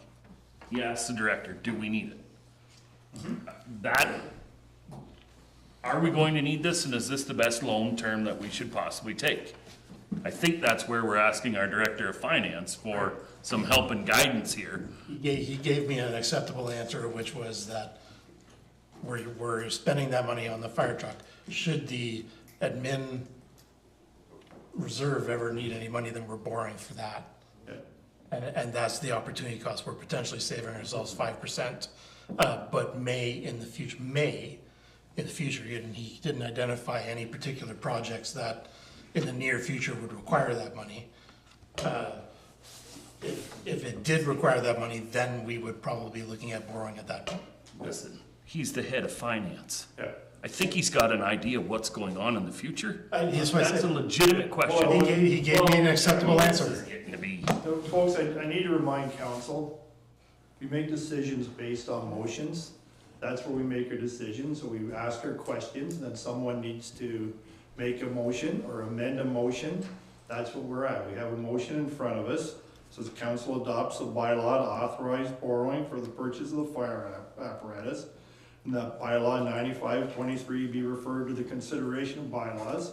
That's the second motion in front of us. We've had our questions. So if someone wants to make an amendment or defer, we need that to happen. We've asked our questions, so someone needs to step forward. Councillor Pelkman. Okay, then I would make a motion to defer to bring back a motion that prescribes Councillor Wilsey's idea about repaying the reserve through a payment plan. Okay, we have a motion to defer. Do we have a seconder? Are you second it? I'll second it, but I want to add something. Okay, second it, and then you ask a question. Can I make a friendly amendment to that? Can you split these two motions coming next time? So that we don't have the fact that we want to give the ability to borrow against, like, can these A and B not be split into two separate motions next time? We can do that next time. What I could add is that the multi-year borrowing question be postponed to the budget meetings. So we have the motion to defer. Wherever it goes. And it's seconded by Councillor Derbyshire. We have a second motion in front of us. All in favor? Opposed, if any? Carried. Go to 9.13, the updated purchasing policy. Motion the council receive the report FIN 2023-48, the updated purchasing policy for information. Motion to receive. Councilor Brennan, second, need a seconder. Need a seconder to receive the motion. Councilor Pelkman, all in favor to receive. Carried. The motions are the council adopts the updated purchasing policy, and further that the enacting bylaw refer to the December 4th, 2023 council meeting for approval. Motion to accept. That motion carry? Yeah, we voted on it. Pardon? There's only 2 hands. Sorry, I was typing. Yeah, you only got 2 hands. That didn't pass. Okay, Sorry. Carry the motion. carry the motion. John. And a motion to receive it. Ask for all those in favor again. That's what I do. All in favor? It already What are went. we voting on? To receive, we're voting to receive the Receive. report. Just To to receive. receive the report. To receive the report, that was For information. Folks, we Just need, for information. just receive first motion. To information. receive. Opposed, if any? Carried. Do motion, the council adopts the updated purchasing policy, and further, that the enacting bylaw be referred to the December 4th, 2023 council meeting for approval. Motion to accept. Councilor Kennis, second by Councilor Pelkman. Any questions? Councilor Wilsey. I have a whole list of questions, but I'm not gonna go through them all because that would take way too much time tonight, and we have a lot on the agenda. I would like to ask for an amendment, if we could move discussion of this purchasing policy to a separate meeting. Going through, when I read it through, the document's 100 pages. We've only had it for a couple of days. When I went through, I've got, if I counted them, probably 15 or 20 different points that I'd like to discuss with council, which we just don't have time in a regular meeting to do that. So I would like to make a motion that we defer this to a special meeting of council where the purpose, and we can go into depth at all the different points and just make sure that we have a clear understanding of our purchasing. And we're able to ask questions at length rather than just a couple questions here, because I don't believe we have time to go into the depth that this bylaw actually requires tonight. So that's my motion. Okay, we have a seconder for your motion. Seconded, Councilor Derbyshire. Any questions? Okay, Councilor Derbyshire. So I just want to make sure that we're all aware that it is 100 pages. Maybe everyone did read it, knows it inside out, can figure it out, you know, it'll be great if it goes through. I want to make sure that I'm going to tell you, I'm not confident in myself saying I know this. So I'm not confident, I'm not going to vote for it, but those who do, and if it passes, when this comes back again, you better know it. Otherwise, you're giving up the opportunity right now to set it aside and look at it differently. Okay, any other questions, comments? Councilor Hippel. I'm gonna throw the honesty pill here, a little calmer, but I only got to page 45 because I was truly going through all of the building, the planning, the community service. There's a lot of information in this agenda tonight. And I got to 45, and at that point I had probably been on, I don't know, I probably had to Google various items that I didn't understand, send various amounts of emails that to staff members who are incredible, by the way. They got back to me really fast, but it was a lot of information when I'm already trying to get my head wrapped around a lot of others. I mean, we've got a lot of stuff on this agenda, which is really important information. So I'm not opposed to doing something separately, but I would ask that maybe something like this moving forward, just maybe not, I don't know how to do this, but maybe not make the agenda so packed that I just, honestly, my brain is imploding. I know we have a week, and I know that should be enough, but most of us work full-time, 1, 2, 3, or 4 jobs, and it's just really tough. I'm not complaining, don't think I'm complaining, I'm just I'm just being completely honest with you. That's it. Okay.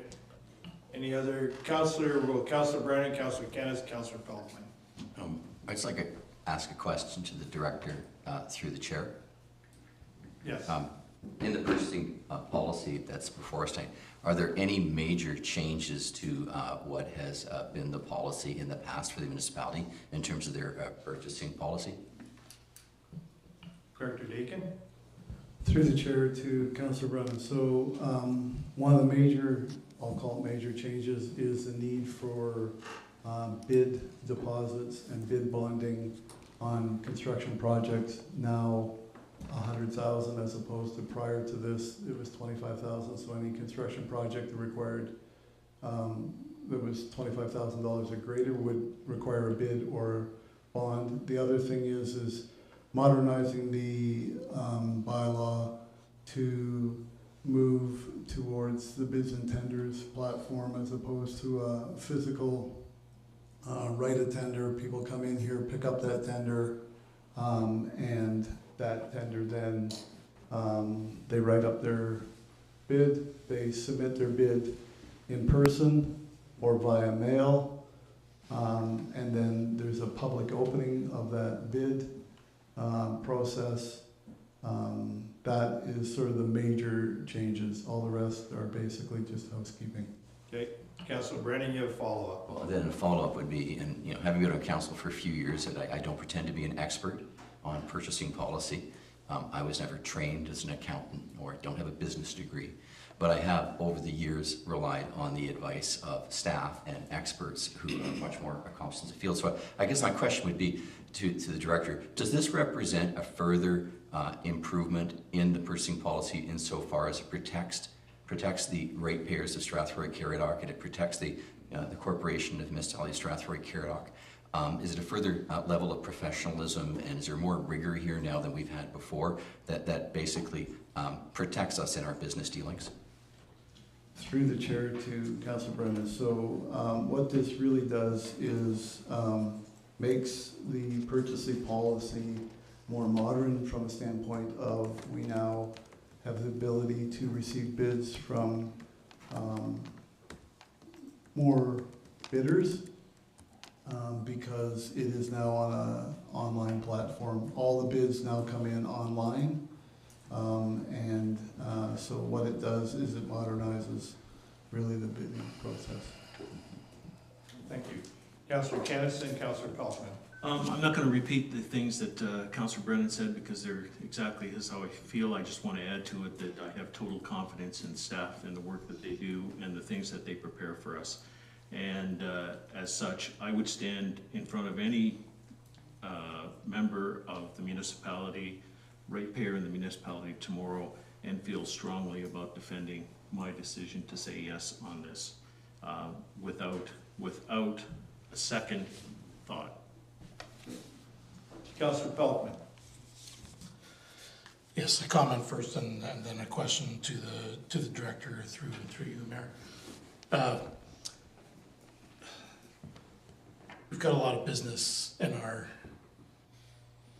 future ahead of us, and while I think that reading the policy, there's a reflection of modernism, that what's actually happening in the world as opposed to how things were 20 years ago. That I know that some people want to analyze every aspect of the municipality, but I think there are more important fish to fry than taking a deep dive into our purchasing policy. At any rate, I would believe that under our policies we could probably revisit this at any time in our term of council should someone so desire. But my question to the director would be the increase of deposit from 25,000 to 100,000. Would that, in the recent past, have deterred anybody from putting a bid in for one of our jobs? And what was the threshold for leaving that size of a deposit? Through the chair to Councillor Pelkman. So it's not the size of the deposit, it is now the size of the project that requires a deposit. So previously, anything over $25,000, any project worth more than $25,000 required a bid deposit. So just trying to think of a project recently under the $25,000 threshold, well, under $100,000 threshold. Typically, those bid deposits are for construction projects. Most construction projects are already over $100,000 anyways. So all this does is says anything under $100,000, we no longer require a bid deposit. But it does give the discretion to the director. If the director feels that we, require a bid deposit, then they can ask for one, but it is not required for anything under $100,000. So it's not the size of the deposit, it's the size of the project. Councillor Palmer. Just a comment. I don't think that by wanting to review a 100-page policy that we're implying a lack of trust or lack of expertise. I think it's the opportunity to understand and ask questions, which we can't really do with a document this big in a council session. So when other bylaws come to us, they're short, they're succinct, we ask a few questions, and it's very clear. And so I think it's fair, I agree with Councillor Wilsey that, to really understand and digest what we're approving, I think that the opportunity to ask questions and get clarification is prudent, but it doesn't imply a lack of trust. Any other questions? I'll bring it to a vote in a minute, but I just would like to give my opinion, and you want to echo what Councillor Palmer said. I'm in favor of deferring again, not because of a lack of a trust, but because I'm new at this, and I have a lot of questions, and I started to read the 100 pages. For me, it's more of an education, and make sure that we're taking care of the taxpayers' money properly, so it's no reflection on staff or anything. Councillor Wilsey. And just to clarify, my motion to review was not because of a lack of trust. I'm gonna just bounce off Councillor Brennan's questions. I do have a business degree. I read through this bill, and I do have 15 to 20 good questions that are really just clarification and maybe a couple small word changes. It's not a lack of trust. It's not that I think the whole document should be thrown out. But this session tonight is not the time to go through and spend an hour to go over 15 or 20 little points when I know there's questions from other councillors as well. That's not the point of this. That's why I was proposing to defer, so that we can have better discussion. All right, so we have a motion to defer from Councillor Wilsey, second by Councillor Derbyshire. All in favor of deferring this report? 1, 2, 3, 5. Opposed, if any? Carried. Number 9.2, building and planning, the condominium agreement, 430 Head Street. I'm going to watch closely for this one. Council received report BVP 2023-133 for information. Motion received, Deputy Mayor McGuire. Seconder, Councillor Canis. All in favor of receiving the report? Carried. Report is, motions that council enter into a condominium agreement with Miter Corporation regarding a 21-unit condominium agreement at 430 Head Street North, and further the bylaw 90-23, which authorizes the municipality to enter into a condominium agreement with Miter Corporation, be referred to the consideration of bylaws section of the agenda for approval. Motion to accept, Councillor Pelkman, second by Councillor Canis. Director Huff, did you report on this? Thank you, Chair. So this report is bringing back a matter that has been subject of a number of times in front of council in the past. So it's a 21-unit, single detached vacant land condominium development. It received zoning approval and condominium approval back in 2022 and 2023. So the next step in the process is to complete a agreement with the Miter Corporation for the condominium and site plan development. And this would satisfy a number of conditions, that were placed on that development at the time of the condo approval back in 2023. So I'm happy to answer any questions from council on that. Any questions? Deputy Mayor McGuire. I just want to make sure I understand the property that we're talking about. I believe it to be the one would be on the west side of Head Street, basically across from Pine Tree to Rooter area, infill lot, right? Okay. Yes. Thank you. Any other questions, comments? Seeing none, we have a second motion. All in favor of the motion? Opposed, if any? Carried. Remember the microphone. 9.2, application for park lot control exemption submitted by Strathroy-Caradoc on behalf and part by 2518153 Ontario Inc. Recommendation to receive the report for information. Deputy Mayor McGuire, second by Councillor Pelkman. All in favor of receiving the report? Carried. Two motions. The council passed bylaw number 93-23 regarding part lot control exemption with respect to the subject lands parts 5 to 10 33R-21124 Strathroy, as generally illustrated in attachment 2, and to expire 2 years following passing by council, and further that the bylaw be forwarded to the County of Middlesex for approval. Motion to accept. Excuse me, Your Worship. I want to declare at this point, I didn't realize until I just looked at the map that I know this lot as the Brennan Drive lots, and I see they've been properly named, so.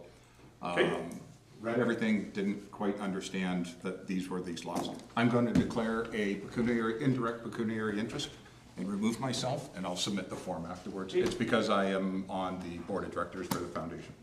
Appreciate the forthrightness. Someone to bring the motion? Councillor Canis, seconder. Councillor Hippel. Any comments on the report? Director Hoff. Thank you, Worship. This is very next step in the process to allow the lots that we're going to be donating to the hospital foundation to be separated and conveyed.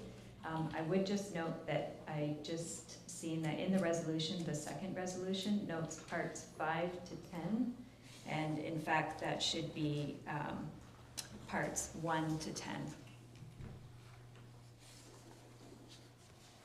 So apologies for that error. Thank you. Okay. Questions I think you had when Councillor Wilsey. My question was to be, what are we doing with parts 1 to 4? So I'm just wondering if we need someone to make an amendment now to change this motion? We just make it's just a housekeeping error. You can take it. Any other questions of Director Hoff? Seeing none, all in favor of the motion? Opposed, if any? Carried. Welcome back, Deputy Mayor.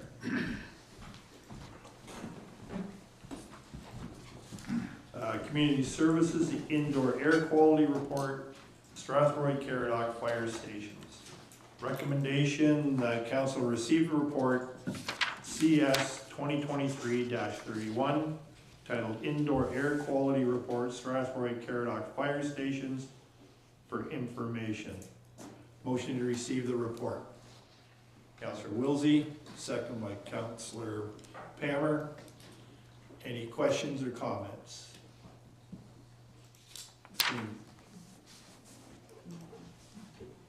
Yep, I'm sorry. Director Lilborn, would you like to speak to it? If your worship would like me to, sure, I can provide my comments. The report in front of you this evening is the indoor air quality report that council asked for staff to conduct at the 3 fire stations.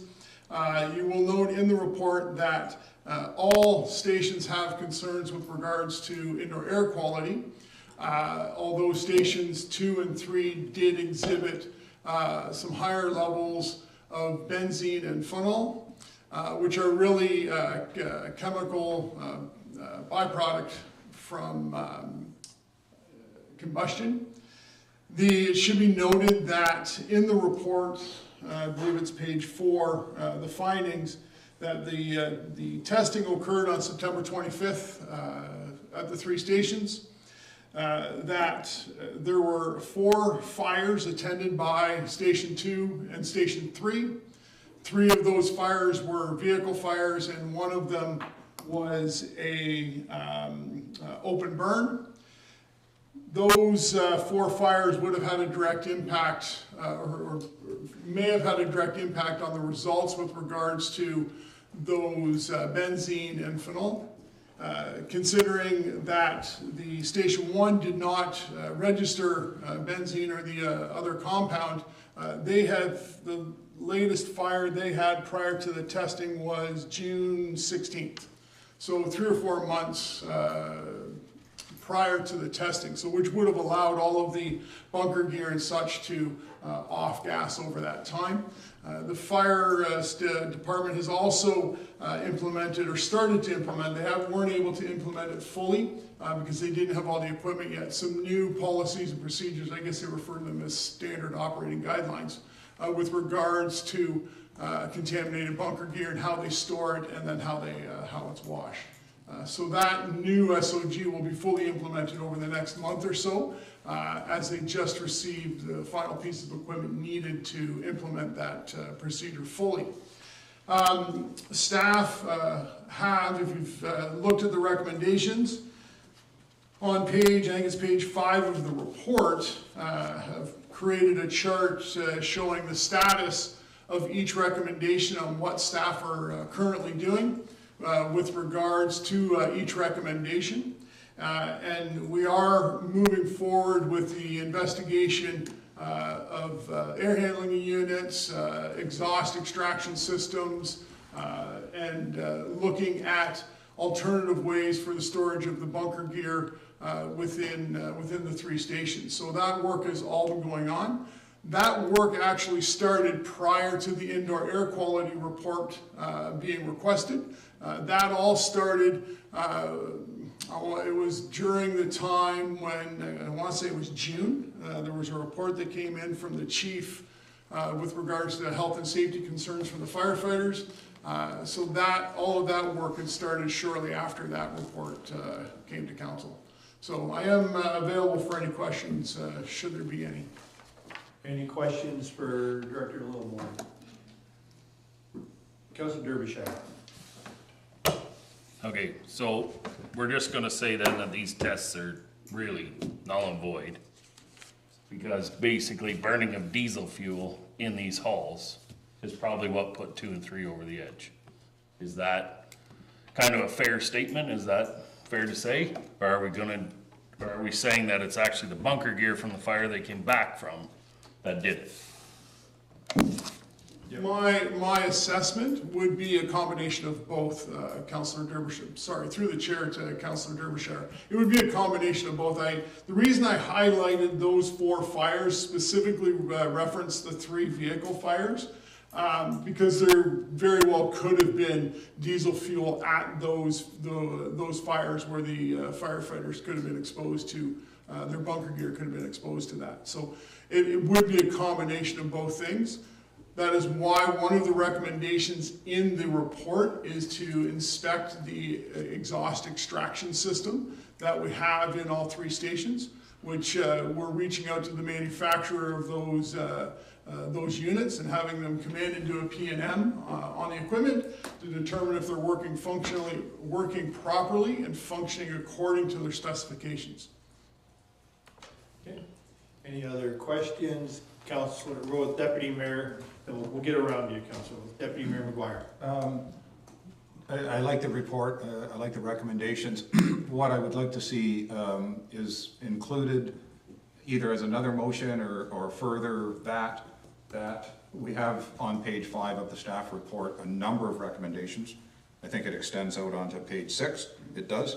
So I'd like to see a future staff report just advising the status of the chart that's presented on page 5 and 6. Okay, are you gonna make a motion? Deputy Mayor, we deal with motions. Yeah, but I wasn't sure, do you want to call your motion first and then have me put a second motion on the floor? I guess is. You can do a friendly amendment, Deputy Mayor. Okay, I'll do a friendly amendment that to the motion that is there, second part would say, and furthermore, that staff prepare another report, another future report in regards to the recommendation chart started on page 5 of this evening's report. Can we just, Okay, that's a friendly amendment. Councillor Wilsey, are you acceptable with the friendly amendment? Yes, I am. I still had a question, but. Okay, yep. Councillor Pammer, are you okay with the friendly amendment? Okay. We're gonna go back because Councillor Pelkman had a question first. We'll get to you, Councillor Derbyshire. Yep, thank you, Your Worship. Just if I could ask the director, on page 3 of the summary, there was a statement that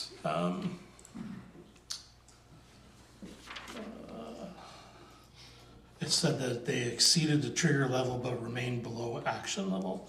I've never seen that in a report, so I'm just wondering if I can get clarification on what exactly that means. Through the chair to Councillor Pelkman, the trigger level is where you need to start looking at why you've got elevated levels. Action doesn't need to occur until it actually exceeds that. I believe it was 5,000 in the report. We, as staff, feel that the health and safety of our firefighters and all of our staff are very important, and feel that we should be looking at trying to get those numbers down below the trigger point. And that's one of the reasons why we've created the chart, and hopefully the measures that we put in place will create and bring those levels down. You do, on page 6 of the staff report, I want to say 2/3 way down, we identified that we would like to bring a report back to council identifying whether or not the mitigation measures were successful. So once the recommendations of the report have been implemented, staff would like to be able to conduct another air quality test of similar nature and bring those findings back to council to determine whether or not our actions were successful. Thank you. I believe Councillor Wilsey, did you have one more? Or your Councillor Derbyshire, I'll allow one more question. Councillor Derbyshire. I was just gonna say with that motion, we're already getting a review from the chief on station 2 and 3. And that not just be part of that as opposed to, or does this have to be specifically? I suggest it has to be specific towards this report. All right, can I make one more thing then? Absolutely. If we're gonna take this report at face value, right, where we have bad air quality in station 2 and 3, but station 1 is okay, should we not be protecting the firefighters of station 2 and 3? Should they not be, should these halls not really be then deemed, if we're moving their gear out and this and that and their air quality is bad, I think we should maybe look at station 2 and 3 being removed and possibly keeping station 1. Since it doesn't have the air quality issues that these other two have. It's a welcome comment, but I think we'll look at that during the budget. And my comment would be we'd wait for the report to come back from Director Lilborn when they reassess the air quality after making the recommended changes. So then we're not taking these at face value. I'm not sure how to answer that question. We have a report that identified issues, which is correct, and gave recommendations as to how to fix them. I think we need to see it through and then answer your question. That's a fair question, but I think we need to see the process through. But two of them are above trigger levels, right? They're in action levels. So what actions are we taking to make sure that these men and women are not being put in harm's way? Below action level? Yeah, one second, let CAO McKibben jump in. If I may, Mr. Mayor, can I ask Director Lilborn to talk about the trigger levels and action levels again, just to clarify that for council as to the difference between the two and where these test readings fell, if you could please. Certainly, through the chair to council.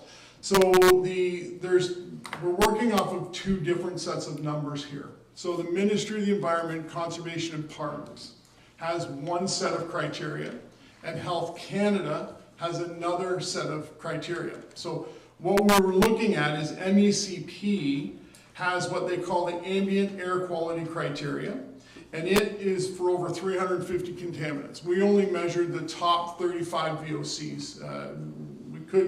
We wouldn't be able to get all of that data. So we measured the top 35. Those were weighed against the MECP's ambient air quality criteria. There were two chemicals, benzene and, forgive me, I'm sure I'm pronouncing it wrong, phenyl, is the other chemical compound that was identified exceeding the levels recommended by MECP. The total VOC concentration, which is set, the Health Canada sets a trigger and action level. So the trigger level is 1,000. That's when you need to start looking at what's going on. Why are the total VOCs way up here when they should be, down here? At 5,000, you don't get a choice. You need to take action. The goal of the recommendations is to bring both Health Canada total VOCs down, as well as the MECP's ambient air quality criteria, drop those levels below. The mitigation measures that we're looking at putting in place, looking at installing exhaust fans in the apparatus bays, which, by the way, Melbourne has one, but it's a manual on and off, which the fire halls are predominantly vacant. They don't have staff occupying the apparatus bays, don't have staff occupying them for extended periods of time. They come and go. That's why they chose to do an area air sampling instead of a worker exposure sampling. Because if they would have chose to done a worker exposure, they do what's called TWA, which is time weighted average. You wouldn't get a reading off of a volunteer firefighter who spends 7 hours working at a local manufacturing plant and spending, a minute in the hall, hopping into the truck, donning their gear, hopping into the truck, and then leaving the hall, and then coming back, maybe spending an hour or two cleaning their equipment and packing or unpacking the truck from their call. So the decision was to go with the area air sampling to get a total VOC. So we hope that, and we expect that once we implement the mitigation measures, that all of these levels will drop. We're already, because Melbourne, Station 3, has an exhaust system, we're going to be putting a controller on that exhaust system, which will activate the exhaust fan for 15 minutes and shut it off, and then in 45 minutes, we'll turn it back on again for 15 minutes. So every 15 minutes, we're having an air exchange in the apparatus bay, removing any of the airborne contaminants that may be in the space. We'll be doing the same with the other two stations once we get the plans moving ahead, because we don't have exhaust systems in the other two stations at this point. Melbourne's the only one with an exhaust fan. So hopefully that was a long-winded answer, so I apologize. Yep. Oh, thank you. I think we're gonna have the vote now, Councilor Wilson. We've gone around. So we have a second motion with an amendment. And the amendment reads, and then further that, can you read it back to me, that report? Staff I guess preparing not. report in regards to the recommendation chart on page 5. Okay. All in favor? Opposed, if any? Carried. Technical question about They're done with it. Thank you. Next is 9.3.2, the Tri-Township Arena request for alteration to the municipal alcohol policy. Motion to receive the report. Councilor Brennan, second by Deputy Mayor McGuire. Motion, the council approves the amended municipal alcohol policy as requested by the Tri-Township Arena Board and the Hometown Festival. And further, the bylaw 97-23 be referred to the consideration of bylaws for approval. Motion to accept, Councilor Hippel, second by Councilor Kennis. Any questions, if any? Do you have an update, Director Littleborn, I don't see any would like to update. Through the chair to council, just the policy is pretty, or the policy, the report's pretty self-explanatory. We've had two groups reach out to the municipality asking for some amendments. Staff have no reservations with regards to the requests, considering that we already provide the sale of alcohol in similar areas as the Tri-Township Arena is requesting, as well as the increase in number of ticket sales from 4 to 5. It just makes sense from a management perspective. You can't buy any more alcohol at the bar. This is just the purchase of tickets. So as inflation goes up, the cost of the goods go up. So they're looking at increasing beer from $5 to $6. So at $6, at four, that's $24, they'd have to have a lot of toonies and so on. So when it was $5 a beer, 4 tickets was $20, right? So they're just trying to make it easier, which reduces congestion going back and forth to the ticket seller table and so on. So staff do support both amendments. Not seeing any questions, you have a second motion. All in favor? Opposed, if any? Carried. Excuse me, Mr. Mayor. Can I excuse myself for a second? I have a Yes. contact lens problem and I just need to straighten it, so I'll Yes. be right back. That's okay, we can continue. 9.4.1, the 2024 wastewater rates. Motion to receive the report. Councilor Brennan, second by Councilor Pelkman. All in favor of receiving the report? Carried. There are two motions. The council approve updates to fees and charges in schedules A through F for the 2024 water and wastewater rates effective February 1, 2024. And further, the bylaw 74-23 be referred to the consideration of bylaws for approval. Motion to accept. Deputy Mayor McGuire, seconder, Councilor Palmer. Director Strauss, did you want to speak to the report? Thank you, through the chair to council. So this is the annual water and wastewater rates proposed every year that council endorses. This is based off the long-range financial plan that BMA did in 2019. If council remembers, for the years 2020, 2021, and 2022, we had quite a significant increase in water and wastewater rates. And then as of 2023, and then again in 2024, we're just recommending within the financial plan just a 2% increase on those fees. So we are at the tail end of that. Some things to note: we will be proposing in the 2024 budget to do another long-range financial plan that will supersede the current one from 2019. That'll be in effect for 2025. Some other items within this, if you look at the bulk water users in here, we are following the BMA long-range financial plan and increasing that bulk water fee by 20%. Other than that, I'm available for any questions. Questions? Councilor Wilsey. I spent some time reviewing the 2019 report, and I just have a couple points that I want to just make council aware of, and we can, either the director can direct them or we can just see what we want to do with them. But when I looked at the capital costs and compared them to the budgets for the projects we're actually putting through, the numbers in the capital costs are generally at least 40 to 50% lower than the actual costs that we're budgeting now. So we're not budgeting enough for the capital. The second part is that when it talks about the capital and what we're going through, there's $10 million on water and $10 million of wastewater that the plan says we have to do in Mount Bridges that is not reflected in these costs. Third, and this is my second last one with the report, is that it states that the increase should be inflation. It says 2% on the chart, but it also says above that it should be tied to inflation, not actually just 2%. I believe they did 2% all the way out because 2% wasn't projected inflation in 2019. My last point is that the Lake Huron Water Board is increasing our costs by 5%. So if we're only putting our rates up by 2% and our costs are going up by 5%, and we're already not counting for enough money, we are putting ourselves in a bad position already going forward.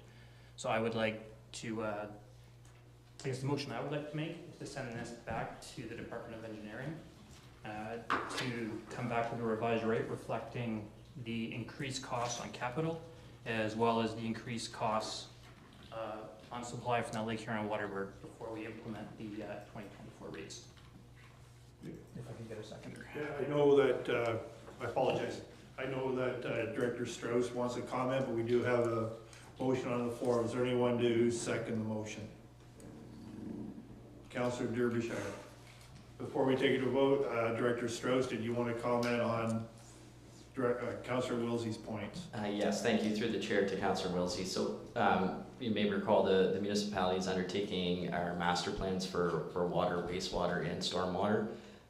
Through that study, I think that the council will see that there is a significant amount of capital expenditures coming up in the near future.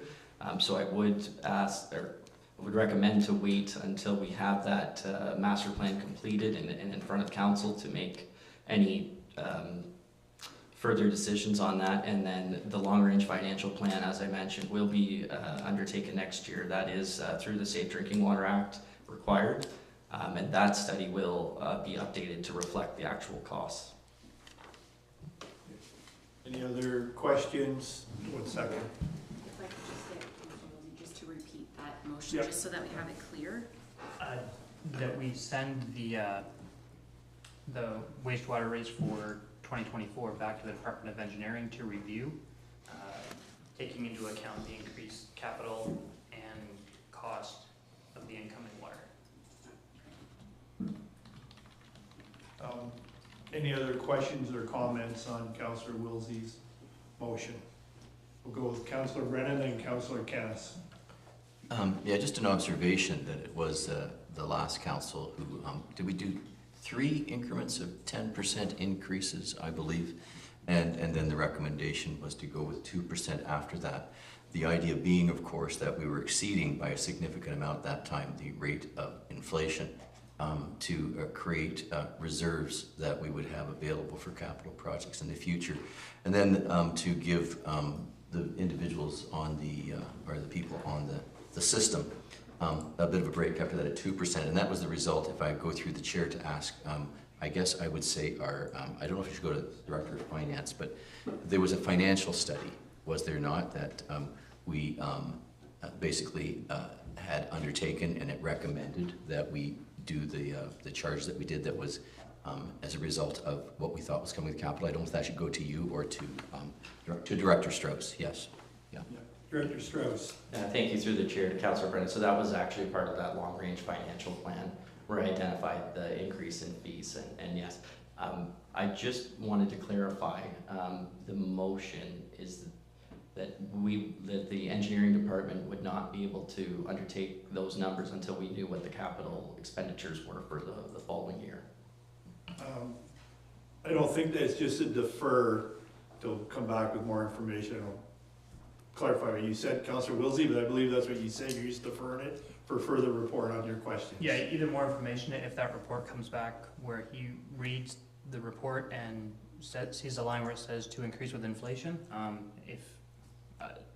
I'm willing if somebody wants to make an amendment where we change it to increase it at the rate of inflation, which I believe now is 8 or 9%, which would exceed our 5% and get us closer to capital.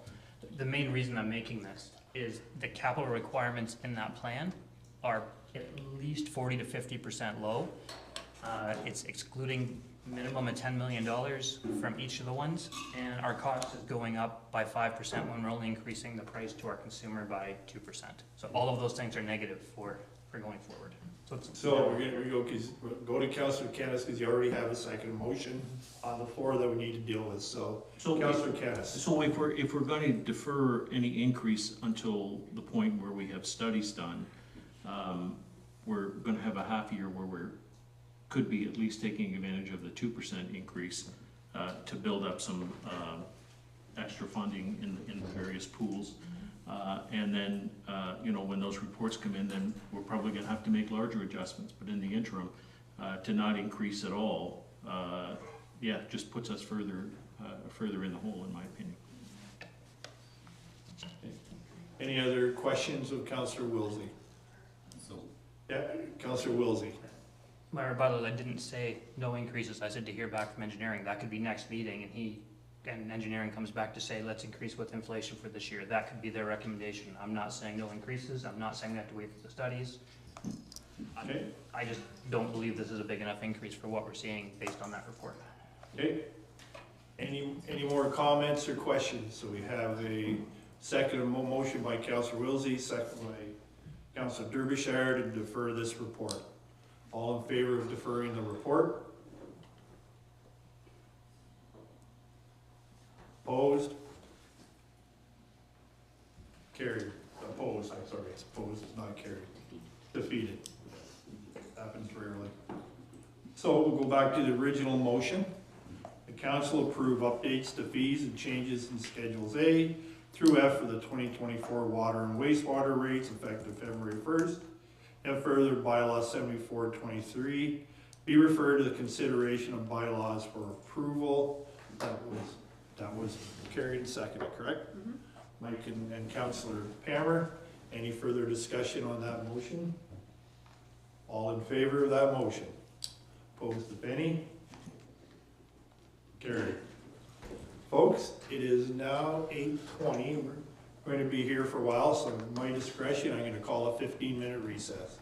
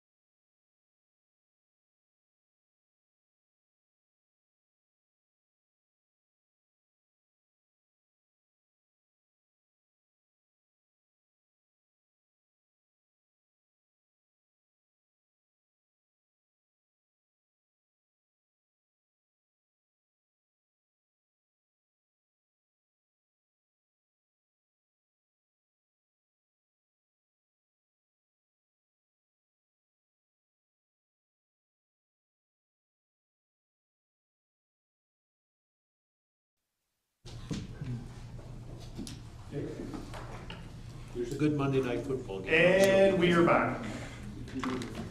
Now move on to the Mount Bridges wastewater transfer installation. Recommendation, the council will receive report EPW 2023-61 Mount Bridges wastewater treatment facility installation for information. Motion to receive the report. Councilor Brandon, second by Councilor Kennis. Director Strauss, did you want to make a quick comment on the report? Thank you through the chair to council. So this was a request at a previous council meeting to bring forward a report on what certain options we can use to insulate the RBC system at the Mount Bridges wastewater treatment facility. Staff did reach out to the original manufacturer, Napier Reed. They did actually have this type of installation performed before. The method that they provided us does actually allow us to still continue with maintenance. If you can picture those RBC domes, they are bolted together, and where they're bolted, it will be just an overlap of the flap between the insulations on the bolting system. So the price for one RBC to be insulated came back at $26,103.80, and we have 2 RBCs. So I'll leave it at that, and I'll open up for questions. Okay, questions of Director Strauss, Deputy Mayor McGuire. Thank you, Your Worship. Another good report. I do just want to point out on page 6, under process. So this is where I think that you were talking about Napier Reed, and they said that the operating temperature of the RBCs is between 16 and 18 degrees Celsius, which is much higher than the temperature range of 7 to 10 Celsius, which seems to cause us problems. I'll just point out that back on the 1st of March of this year, when the other company was out and they did a whole bunch of work on that facility and wrote us a report. In their report, they give temperature ranges on that specific day, which actually wasn't that cold of a day, was ranging just under 10 degrees. So I'm wondering, although this report says they're operating between 16 and 18 degrees, we have another report from some very competent people that said on their day they were out here between, and they were operating in that critical range where potentially this is causing some of the issues. So I still think that the insulation has potential value although $26,000 is some serious money, a lot less than what we're budgeting to move that affluent over to Strathroy to be treated. Thank you. Question or just comment, Deputy Mayor? It's a comment. If the director has something he wants to comment on, I'd love to hear it. Why, Director Strauss? Through the chair to Deputy Mayor McGuire. So these temperatures were taken this past month. So the weather was a lot warmer than the end of March. I will say in the March weather it's warmer outside. The temperatures that are actually measured, this is lake water that's coming in, so coming back from that winter, the lakes still aren't warm at that time. It does take a long time throughout the year for them to warm up. And I did reach out to our consulting engineer, and they did note that although temperature can be a factor, it seems like this isn't the main factor. It's the actual flows and the peaks and the valleys within the flows that make the bugs actually struggle. But I'll leave it at that. I'll go with Councillor Palmer, then Councillor Peltman, then I'll go to this side of the room. So through the chair to Director Strauss, so are you recommending that we go ahead with this? Because I don't see anywhere in here any sort of, just for information, but can we not get an opinion? Yeah. Director Strauss. Staff's opinion, through the chair to Councillor Palmer, staff's opinion is that the installation of the RBC will not put our plant into compliance. Thank you. Councillor Peltman. Just a comment, not a question. I agree. I think that this is not going to put our plant in compliance. but it may extend the period that it is in compliance and pay for itself given the cost to move the affluent. So I'm actually in favor of insulating the RVCs. It's not gonna fix the problem, but it may shorten the time frame that we have the problem, and my guess is it will probably pay for itself. Councillor Wilsey. Question for Director Strauss through the chair. Back in the spring, you had told us that we weren't in compliance, but the warmer weather coming up will get us back into compliance. Then following this fall, I believe it was 1 or 2 meetings ago, you told us that the winter weather was coming, and with that, we would be falling out of compliance, and we would have to start trucking. I'm trying to reconcile those comments together with the fact that insulation won't help. Because those comments seem to be that we are very temperature related, but now you're telling us that insulation isn't going to help. So I can't reconcile those two. So can you give me an explanation that would explain how your comments about how the cold weather, or the warm weather will bring us into compliance, cold weather will take us out of compliance, but yet the insulation won't help? Director Strauss. Thank you. Through the chair to Councillor Wilsey. So I'm going to use the analogy on a house. If you insulate a house, but you don't actually put a heating source in there, the house will likely still be cold. Yes, you can run around with body heat and that may warm it up. Temperature is just a factor. Yes, it does impact it a little bit, but it's clearly by these temperature ranges of 16 to 18 degrees, and we're out of compliance currently. I think that tells the story. We're more, and that's why we have this interim solution to equalize the flows. So I think that answers your question, unless I've misunderstood your question. Councillor Derbyshire. Okay, you might have to bear with me here for a minute. I had to type this up because I do find that sometimes I get frustrated and can't articulate as clearly as I need to on said subjects. So I will just somewhat read this and make my points and go from there. So I am sorry to have to read it. I just want to make sure that I get it out without. Appreciate the honesty, Councillor. Yeah, okay. So after a major review of this situation over the years and a recent site visit there, I want to make the following comments and propose a motion to deal with the problem.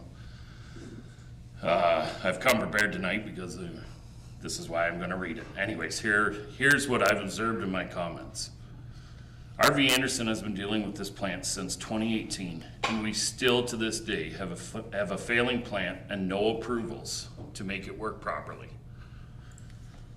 I feel that if we had been given options to deal with the failing plant that comes with a significant cost of over $5 million, yet the options have been cast aside for no apparent reason, and the staff were directed to continue with the facility upgrade project. So that's where we're just going to continue to put aeration into it, but we talk about a tank, the stabilization tank or the equalization tank, but yet we're still not there yet. We can't get that compliance.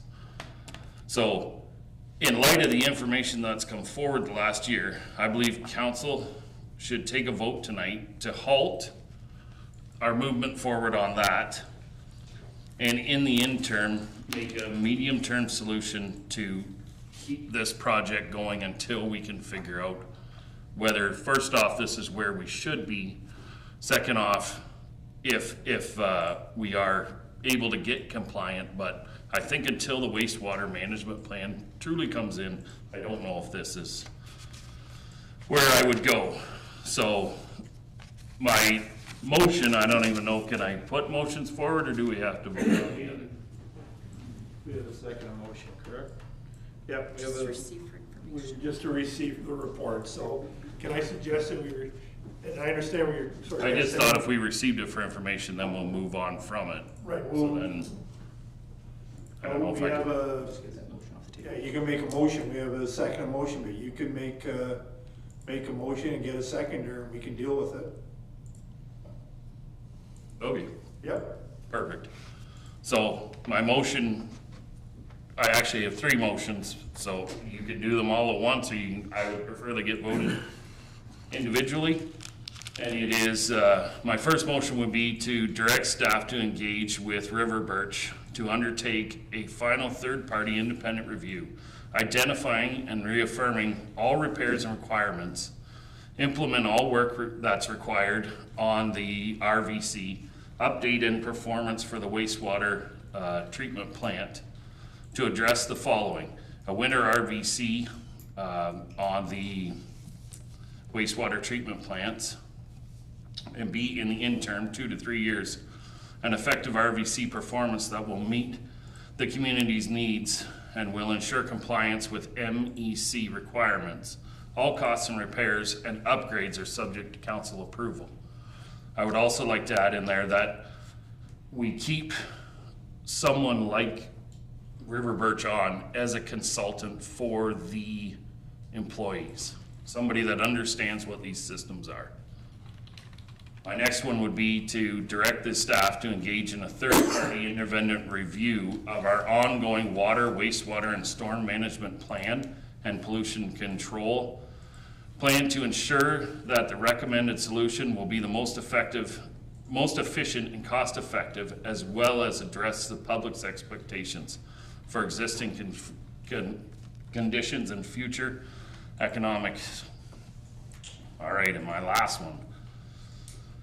To take into consideration the deficiencies and the regular significant additional costs associated with the Mount Bridges wastewater plant, I would like to ask that our municipal class environment assessment study be a Schedule C, which not a Schedule B. I believe we're doing a Schedule B, but maybe the director can clarify that. I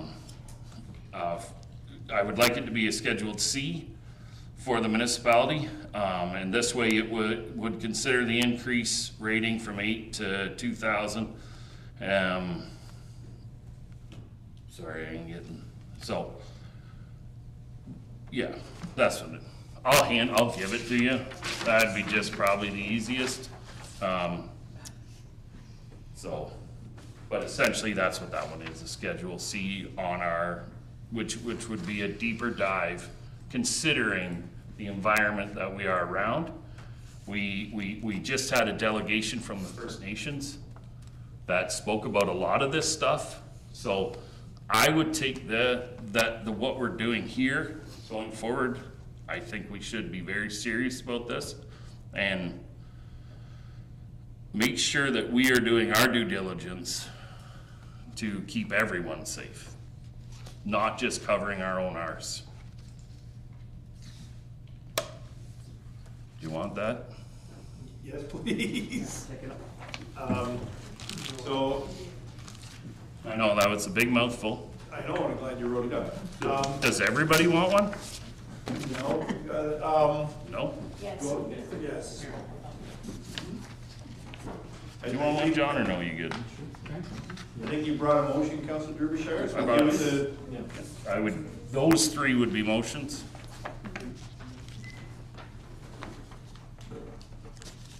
Okay. So before we can discuss it, ask you a question. You want to deal with them individually or as a whole and get a seconder as a whole? I would probably deal with them individually just so that Okay. I have a chance to. Okay. First time I've seen this one, see if I can say it. So here is the first motion. Direct staff to engage immediately River Birch Biodisc to undertake a final third-party independent review, identify, reaffirm, implement all required works, and provide ongoing consultation to the municipal staff for the Mount Bridges wastewater treatment plant updates, performance for this wastewater treatment plant to address the following: A, the winter RVC WWP performance conditions and compliance, and B, an interim 2 to 3 years efficient RVC system performance so will meet the community needs and will ensure compliance with MECP requirements. All costs of repairs and upgrade is subject to council approval. That's the first motion. You have a seconder, Councilor Derbyshire. I don't know. Someone to second it, Councilor Wilsey. Questions on the first motion? Councilor Pelkman. Not questions. I'm going to be voting no on all of these because I don't believe that something of this big should be dropped on us when we're voting on it on the spur of the moment. Plus also you lost me at River Birch. They gave us a sales pitch, not a report. you. Councillor Brennan. Thank you, Your Worship. Along similar lines, I think that these are some pretty major decisions to be made, and you know, we sometimes engage in, say, notice of motion, where we have 2 weeks in which everyone can prepare themselves, ask questions, and figure out what the ramifications of some of these votes might be. I think perhaps in the same way we said earlier on the purchasing policy, you know, people wanted to have a special meeting about that to go into the details because there was a lot there. That was actually a document people had for 2 weeks, and you know, they still wanted more time to look at it, and that's fair. I understand that. In the same vein, I would say this is pretty big, and I think it would be prudent to make these, if it were possible, almost like a notice of motion, and we would discuss them at our next meeting, and we'd have time to consider what's going on. Thank you. Any other questions? Councillor Pelkman. Sorry, there was another piece that I forgot. I think the reality, you know, I was around when we went to the decision to go with the biodisc, and the fact of the matter was we chose the wrong technology then. It was chosen because it was the cheapest out there, not because it was a quality item, just purely because it was the cheapest out there, and somebody convinced us that it would do the job. It has not done the job. I think it's just time to abandon that technology and move forward with a tried and true technology, which we know works, which virtually every municipality across the province knows works. Secondly, I think that this topic, if we want to have an in-depth discussion on the topic, has to happen in the multi-year budget process. If you're going to be talking about changing direction of millions of dollars, that's where it has to happen, not at a council meeting with a motion. It's got to be an in-depth discussion about what the future of our sewage treatment system is, and what are the funds that are going to be required to meet whatever that system turns out to be. Any other? Councillor Hippel. Thank you. Well, I'm not saying yay or nay to anything. I just would like to have a little bit of more time to go through this and actually comprehend everything. I'm glad that you did this. It's, I mean, this is a lot of information, and you took the time to do this. But if we could just have a little bit more time to go through it, maybe ask questions on it, and that would be great. Any other? Councillor Wilsey. Just a comment back on Councillor Pelkman's comments. I do agree with most of what he said. The one part that stuck out a little bit to me there is that saying that we're committing to going to RBCs. What we are committing to is to running these RBCs until we find out what the final capacity of the next plant is going to be. We all know that the RBCs are not a long-term solution. They're not going to keep us running for the next 50 years. We do need to go to extended aeration.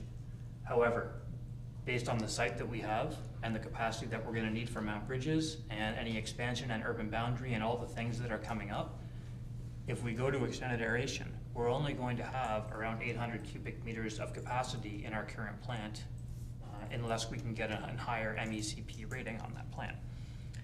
We've been trying for more than 2 years to even just get changed over with where we're at with, to get our own even up to 800 and go to extended aeration. We can't even get that permit since I've been a councillor. So for us to think that we're going to be going to 2,000 and plus on that same site doesn't seem really feasible. So what we're looking at here, if you break this down, is to put off spending $6 million to change this current site to extended aeration, limit ourselves to a capacity of 800, when our current capacity is actually close to 400. And when we actually get the rest of Mount Bridges hooked up, plus the subdivisions that are coming online, we're going to be over capacity once all that is built at our 800 without a place to expand. So what these motions really do is allow us to take a step back, not spend $6 million to change us, and then we're going to be kicking ourselves 10 years down the road for spending $6 million and still having a plant with the same capacity. I'm going to go there, and I'll go to you, Councilor Derbyshire, if you allow me to indulge me, I just want to make a comment because I am in favor of number 2. I've thought that myself, that over the past year, given the conditions, given how things are changing, like the urban boundary, looking at the capacity, that I am in favor of reassessing, because when I look at the very last words there for the existing conditions and future economic prosperity, there are different options that I think we should be investigating. I think that's prudent. I agree with a lot of what Councillor Wilsey said. I just think it's might not be able to deal with all these motions tonight. So, but I just want to, I am totally in favor of number 2. And Director Strauss want to make a comment, and then we'll. Director Strauss.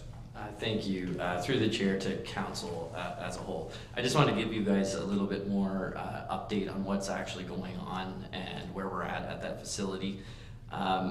We did receive just today actually our draft ECA for the interim solution. So that is, it's not a approved ECA, however it is in draft. So that at least means that the ministry is, staff has had lots of chats with the ministry, and they're certainly on board with the switch over process, and they certainly see the need for the interim solution. There is a lot of, I'll say, hoops to jump through with the ministry, and we're certainly making good progress there.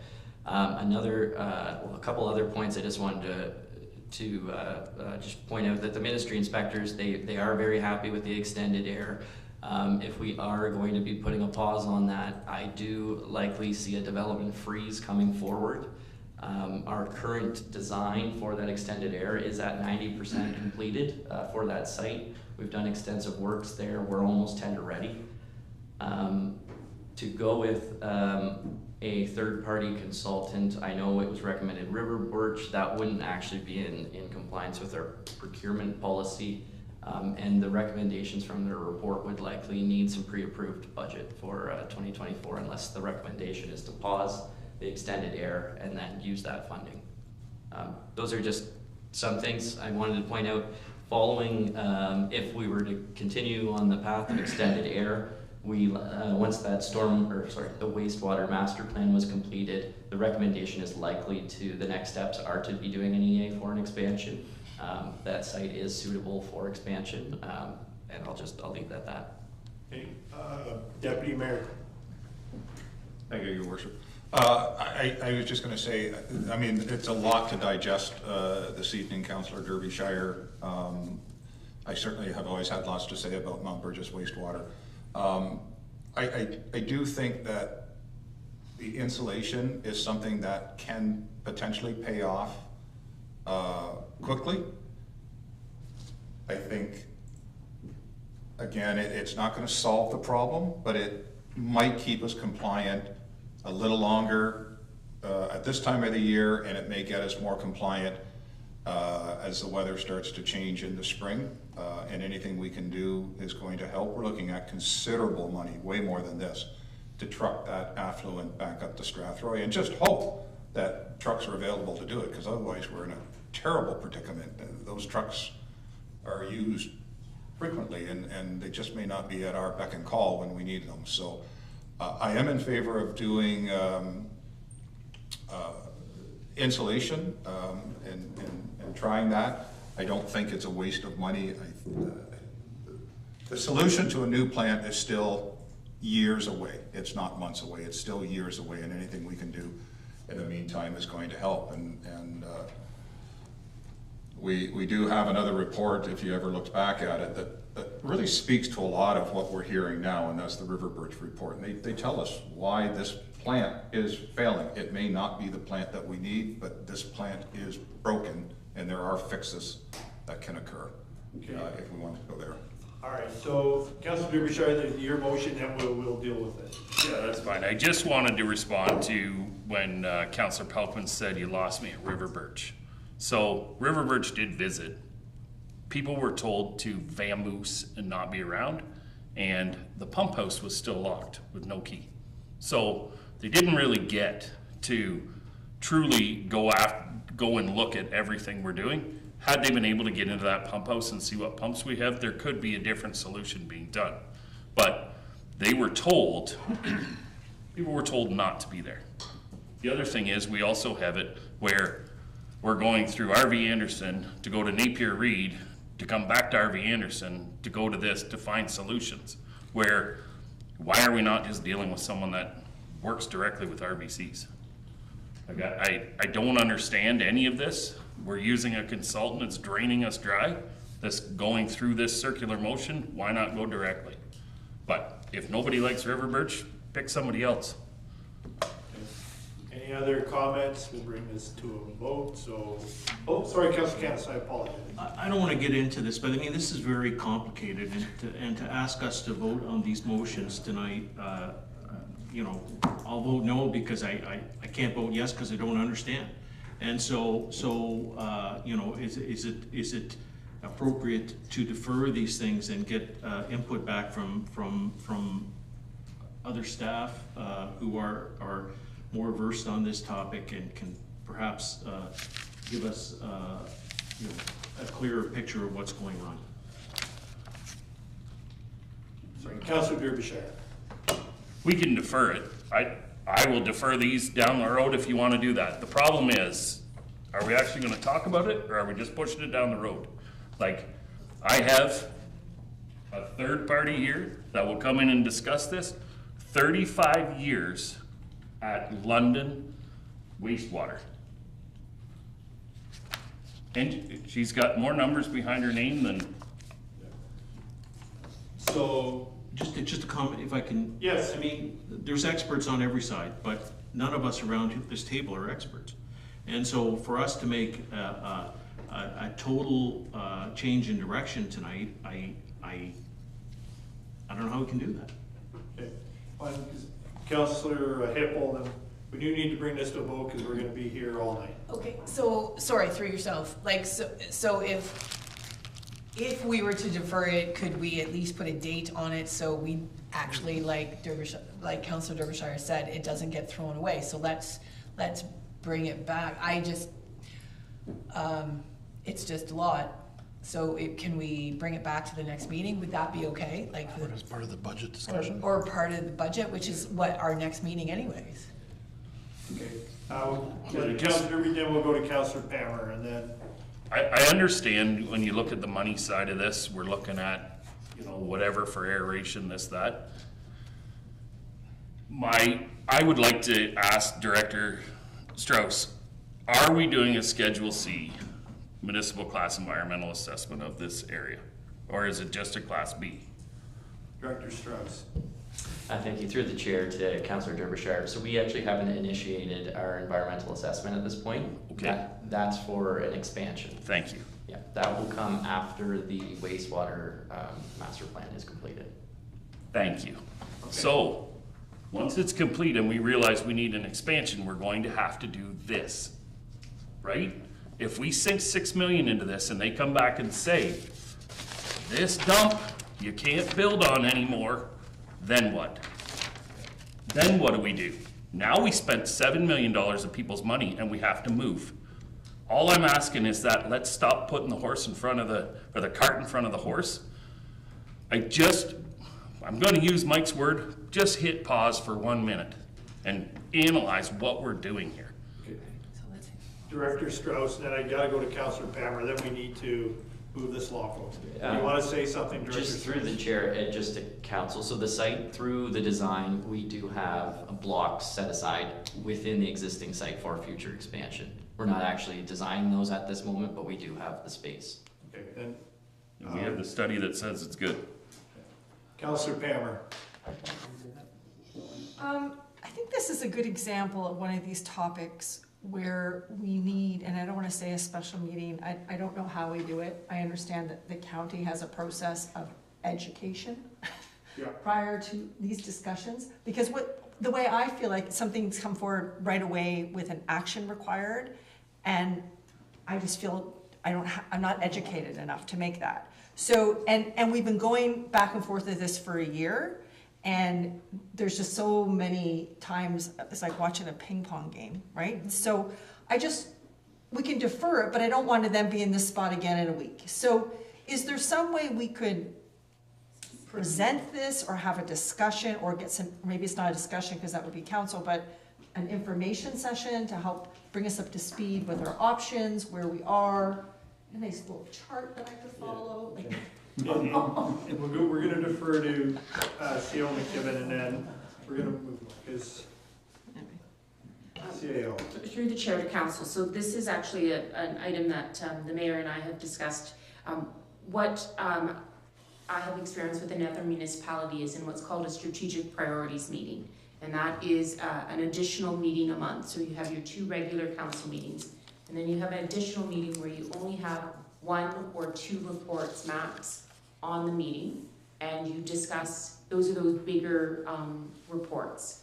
And you discuss those reports, and then no decisions are made at the meeting. Those reports, or there's some guidance given, those reports then come back to council where the decisions are made at a council meeting. So a recommendation is made by council to bring back said recommendation at a council meeting. So that is something that we have discussed.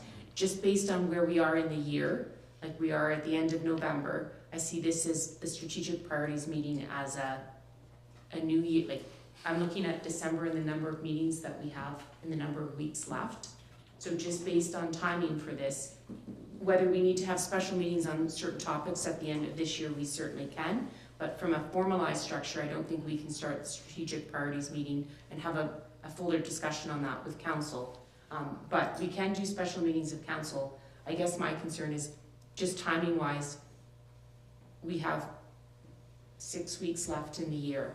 So I just think if council is looking for some follow-up, staff are just going to need some clear direction from council of when you'd like those reports to come back. Okay. Okay, we need to bring this to fruition, so you have your second motion out there, Councillor Derbyshire. Did you want to? So if this makes it easier, because number 1 is directing biodisc, I'll set that aside. Can we vote 2 and 3?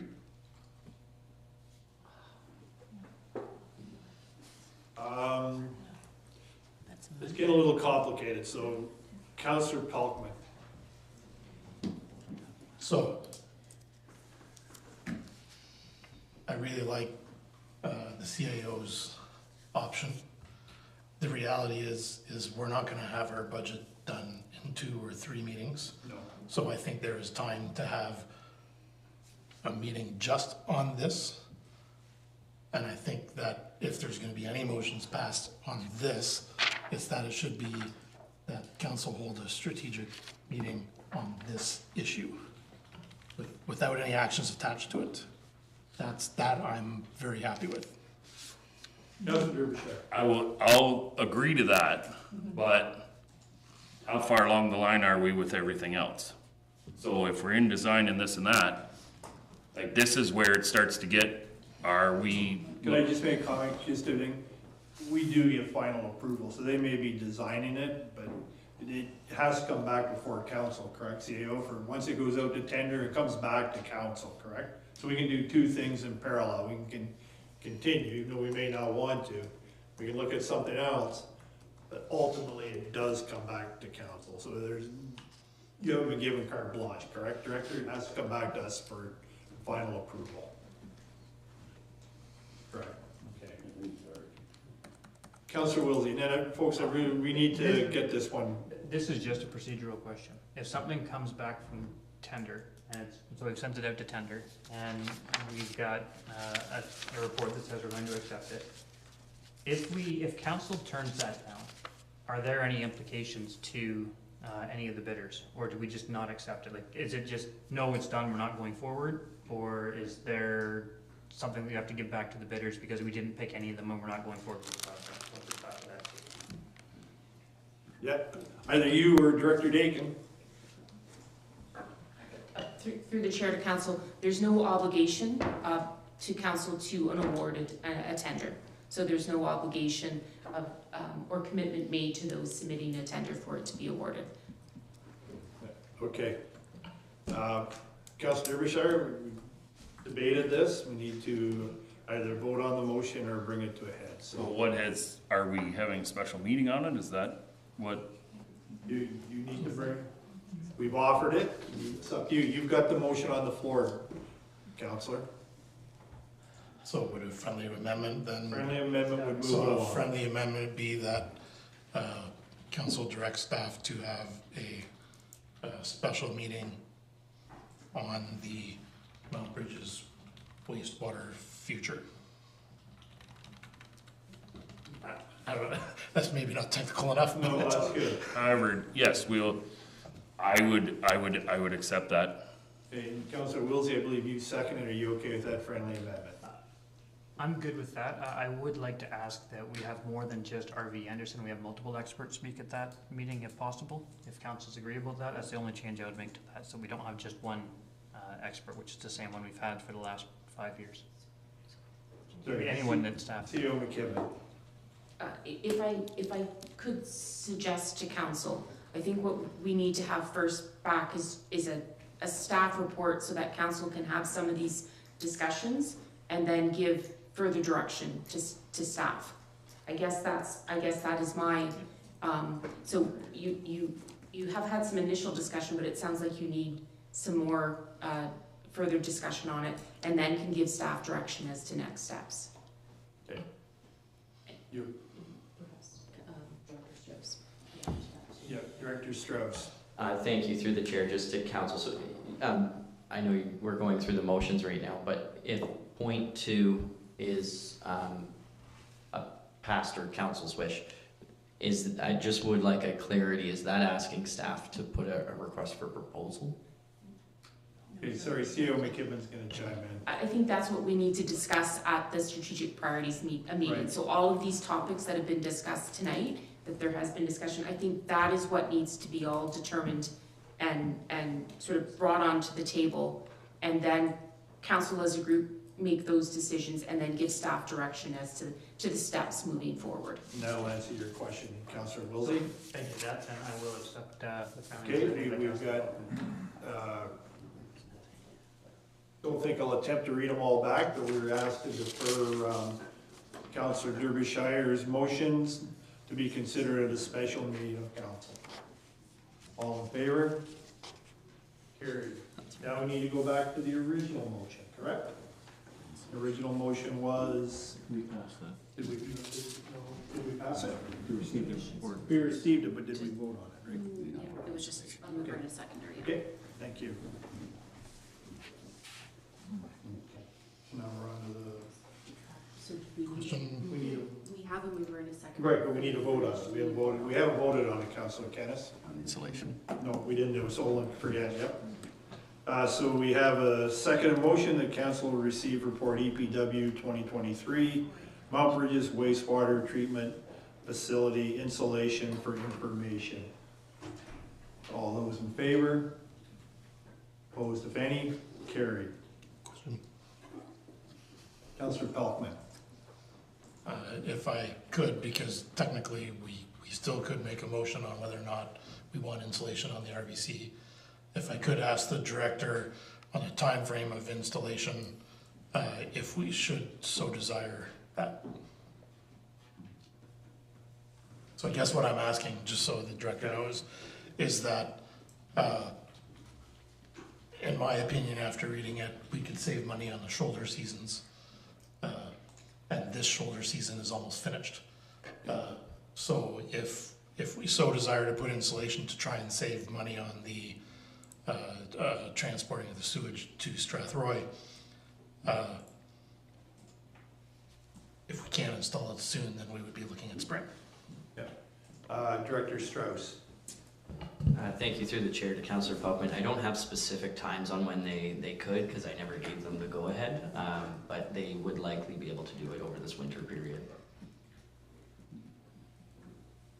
So did that answer? I know you were going with that. Right, so then, if there's no ability to get it done, say, before January, then that insulation should be part of the discussion on the special meeting so that the issue doesn't die and the ability to add that insulation is on the table still. Correct. CEO McKibben. Sorry to interject on this, it just based on the discussion, if if Director Strauss has a conversation and the installation can occur earlier, is council in support of that? I guess is my question. I think we move past this one, but Councillor Pelkman. Yes, so, I mean, the dollar figure is not massive. At the end of the day, I believe we could probably pay for that somehow within the money that we have available. So I'd be prepared to put a motion on the floor that if the installation could be done in a short period of time, so that would be in a matter of weeks, then I would suggest we put the installation on the RBCs. Okay, do I have a seconder? Sorry, do I have a seconder for the motion? Deputy Mayor McGuire, any questions or comments? Councillor Wilsey. If it can be done within, even if it can't be done in a couple of weeks, if it's gonna take 2 months, if we wait till January and February and do it 2 months from then we've missed a second shoulder season again. So I would say if we're willing to go ahead with it and spend the money, we tell them to go ahead with it and we get it scheduled so that we at least save the money on the spring. Hey, Councillor Derbyshire. You guys are probably gonna hate me by the end of this, but $26,000 for that? I got full drive shed spray foam for $12,000. Like, is there a special spray foam? Like, I'm mind boggled by this at this point. I really am. I'm sorry. No, that's fair. That's good. I guess I would have asked that question had I really thought it was going through, but is this special thing? Are we getting RV Anderson to do this? Like, is this, if we do approve it? Director Strauss.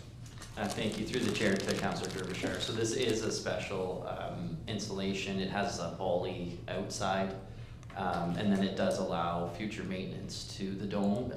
As I kind of described, it's got like the overlap flap over the bolts, and this actually has absolutely nothing to do with RB Anderson. This is Napier Reeds, who is the original manufacturer of the RBC system. Okay. Councillor Pammer. But just to clarify, Director Strauss, you said you did not advise we do this, correct? That is correct. It wouldn't be staff's recommendation. Okay. Any other? Councillor Brennan. Speaking of procurement policies, if we made that decision tonight, would that be in keeping with our procurement policy? Do we have to go out for other bids on this? I'm just going through the chair to the most knowledgeable member of staff who can talk about this, probably our Director of Finance. Yep.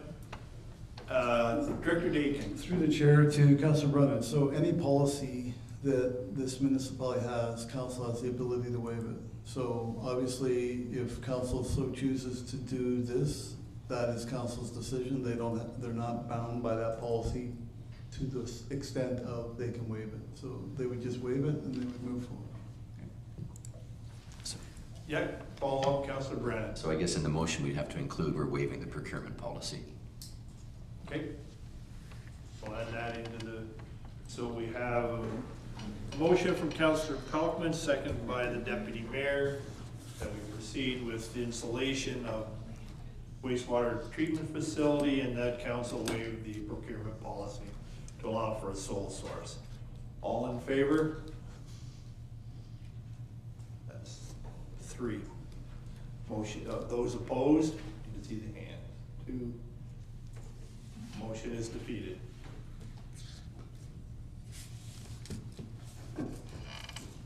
Recommend Traffic Committee Q3 update. Recommendation that council receive the report EPW-2023-66. Traffic Committee Q3 update for information. Motion to accept. Councillor Pammer, second by Councillor Pelkman. Director Strauss, quick brief update. Thank you through the chair. I'll just be very quick. There wasn't any recommendations out of the committee. It's the third quarter. We have our fourth quarter coming up in the first 2 weeks of December. We're just trying to pick a date. So I'll open it up for any questions. Okay.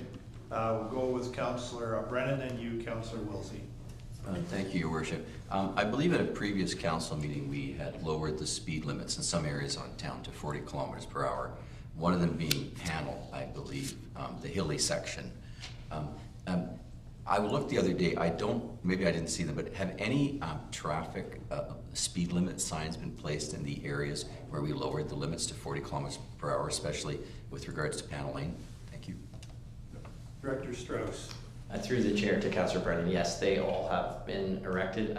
We have been experiencing some theft, so I will confirm again that those signs are in place. If they aren't, we'll get them back up, but they should all be in place by now. Councillor Wilsey, then we'll go to Councillor Hippel. Just on number 3A for Park House Drive from 81 to Glendon, I'm just reading through, and I understand we're still looking at the radar speed. I'm wondering if we could include the condition of Park House Drive when we're looking at that. It's a road I live on. I drive down it fairly often. Both sides of that road are filled with patch, and there's pieces of asphalt that are falling off of it. One of the things when I drive down that road, I've got one of those cars that automatically senses the yellow line and makes sure you're so far off of it. And just with the road being as narrow as it is, I've noticed the past few months, my car keeps going onto the shoulder where there's no asphalt and hitting potholes because the road's getting narrower because the edges are breaking down with all the truck traffic. So I'm wondering if we could include quality in that Park House Drive for the speed limit request, not only the radar trailer, but look at the lines and the condition of the shoulders. But those shoulders sometimes have places that are 12 to 18 inches into the road where they're patched and potholed, and it's only going to get worse over the winter. Okay, thank you. Councillor Hippel? Yes, thank you through yourself to Director Strauss. I was going to bring up the fact that there has been a lot of signs, a lot of theft, especially out in the rural areas, stop signs, curve signs and such. So the question that I was asked is, who do they call? And honestly, I said to call you. I'm pretty sure someone called 911. Oh my gosh, I'm so sorry, 911 operators. But in future, that is where because you guys are the ones that replace them all. Is that correct? Through the chair, Councillor Hippel, yes, that is correct. Any signage that is on municipal property, I will just remind council that we do have county roads. Anything on the county roads is actually maintenance by the county, and they would be the source of replacing those signs. But correct, we do have online inquiries that members of the public can submit through, and those will come to the appropriate staff member for replacing the signs. Thank you. Thank you. Councillor Derbyshire. Again, I took some time to write down some questions and some motions. And actually, I'm just kidding. I didn't really have anything to say. I actually I know everybody took a big golf play. Oh, good God. Just kidding. I was just wondering about the thing at the top where the insurance provider was going to be providing. Is that is that council we can attend, or is that staff? Just 1 second. CEO McKibben's going to respond to that question. Okay. So this was one that we had initially talked about. This would be a prime example of a strategic priorities meeting. Okay. This would be one where it would be sort of an information session to council, where council could ask questions and then not feel rushed with it. So this would be a prime example. In this instance, yes, it would be a session specifically for council, bringing in different information and different speakers for council to ask questions to. Perfect. Any other? Okay, just to make my last comment. I like getting the last comment, but this Director Strauss knows this, and I'm going to drive everybody crazy with traffic because it's my thing. And tomorrow, the Strathroy-Caradoc official plan is in front of Middlesex County Council. I took an opportunity to read it. I actually did. And in our new official plan is traffic calming. The municipality will encourage the use of traffic calming management techniques to reduce the impact of traffic on neighborhoods and communities and improve road users' safety and quality of life may require their incorporation through the draft plan subdivision. Then it goes on, but then this may include use of physical road treatments such as reduced right-of-way or lane widths, textured pavements, curb extensions or medians, traffic circles, bicycle lanes, yada yada. But I just want to point out that our official plan actually runs contrary to some of our traffic policies that are in the Ontario Traffic Manual. So that's just my way of saying that I'm really watching traffic, and tomorrow at County Council I have a notice of motion to have traffic signals installed at the corner of Melbourne and Glendon and Melbourne and Longwoods Road. But traffic is something we all need to really focus on. So we have a second motion in front of us. All in favor of the motion? Opposed, if any? Carried. So the next motion is on Thorn Drive. Motion that council receive report EPW 2023-62. Thorn Drive Extension Engineering Services Award. Motion to receive the report. Councilor Canis, second by Councilor Brennan. All in favor? Carried. Any questions? Gonna get there. All right. Just receiving the report. Perfect. So the next two motions are the council award the engineering services to Esprit Associates, London Limited, in the amount of $222,552, excluding HST, and further, the council approve $50,000 for HST and contingency allowance. Motion, bring a motion. Councilor Canis, seconder. Councilor Palmer. Now we have questions. Councilor Derbyshire, you go first. All right. Did I'm you not write too. anything? What's that? No, I didn't write anything this time. Well, I did, but it's just chicken scratch, I can remember. My question was, and it will go through you to the director. I guess my first question is, do we own this land? I think I know the answer to that. Is it developed or owned? Which I don't know the answer to that.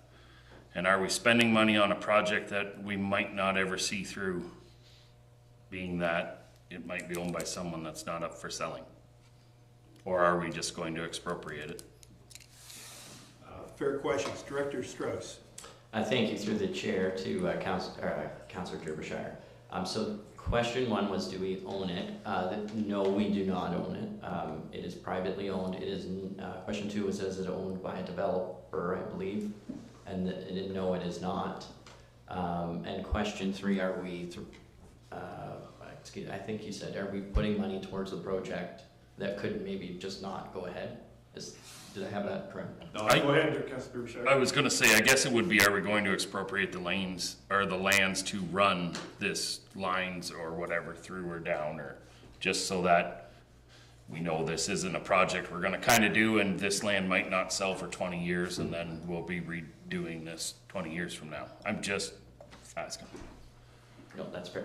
Through the chair to Councillor Derbyshire, that's a fair question. So the whole environmental assessment process, which is included within this proposal, it could result in expropriation. However, that would be our kind of last resort. Because this is a connecting corridor to the North Meadow secondary plan, I have a very strong feeling that this would go through approvals and wouldn't be hindered, but there, of course, the expropriation phase, if the landowner did not want to sell, could certainly come into effect. But if this is to be approved, we would start those initiation meetings and then go through the formal process of the EA process. Follow up, Councilor Derby. Oh, sorry, CAO McKibben. I was wondering if Director Huff might want to speak. Yes, Director Huff might want to speak. Thank you, Your Worship. So I just wanted to add to what Director Strauss mentioned, is that certainly during the creation of the North Meadow Secondary Plan, this landowner was very involved in the project and understood that there would be a road connection through that property to the Adair Boulevard extension.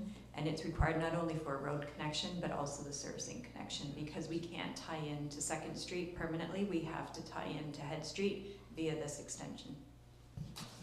Follow up, Councilor Derbyshire. Yes, that was where I was kind of going with this. My thing was, I was gonna say, let's the cart before the horse again. But if she or they, the landowner, understands that this is going to happen, I just don't want someone to read it tonight on the agenda and be like, what?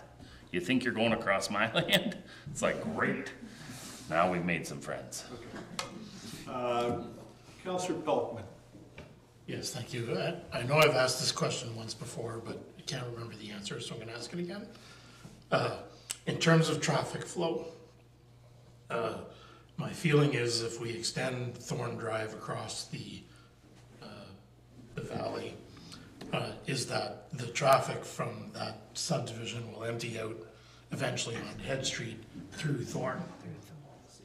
If we don't allow that bridge across, the traffic will funnel up to 2nd Street and probably go all the way to 81 before turning and heading south. Is there any way we can extend the services across and then have Thorn go around the valley in a U-shaped section so the services can still get across, but the street doesn't go straight across? Director Strauss. Through the chair to Councillor Pelkman, certainly through the EA process, that is an option. There's going to be more than one option. Option 1 will probably be do nothing. Option 2 will probably be what we've proposed. Option 3 could be a different road alignment. But there will still need to be services brought to the North Meadows. So that will, and they will be gravity fed. So that will almost have to have a bridge across that natural water course anyways. So I'll leave it at that. Okay. Any other questions? Councillor Wilsey. Just looking at that, there's an overage over the budget amount that's gonna be pulled out of development charges. My question is that 47,522 that's being drawn from development charges, was that budgeted, or are we approving an unbudgeted amount out of development charges if we approve this report? I'm not sure who's gonna, Director Strauss? Through the chair to Councillor Wilsey, that would be additional to the approved budget.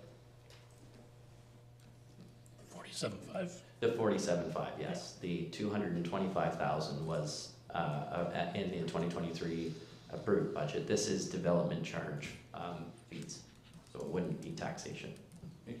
Any other questions? Follow up, Councillor Wilsey. So just to clarify, if we do approve this, it's going 20% over budget. It's not budgeted from development fees. Just want to make sure that we're spending unbudgeted money if we approve this tonight.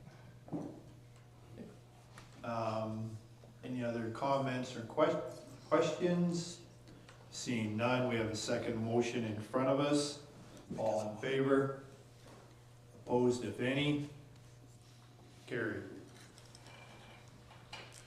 Next is 9.45, the train whistle cessation feasibility. We have a recommendation the council receive the report EPW 2023-72 for information. Motion to accept. Councillor Canis, seconder. Deputy Mayor McGuire, any questions or comments? Councillor Pelkman. Yes, I would ask this to be deferred. In the previous meeting, I had stated that, you know, when we went through this process before, we were told specifically that if we went through the engineering process and there were deficiencies found, that we would be putting our partial ban at risk. And that question isn't addressed in this report at all.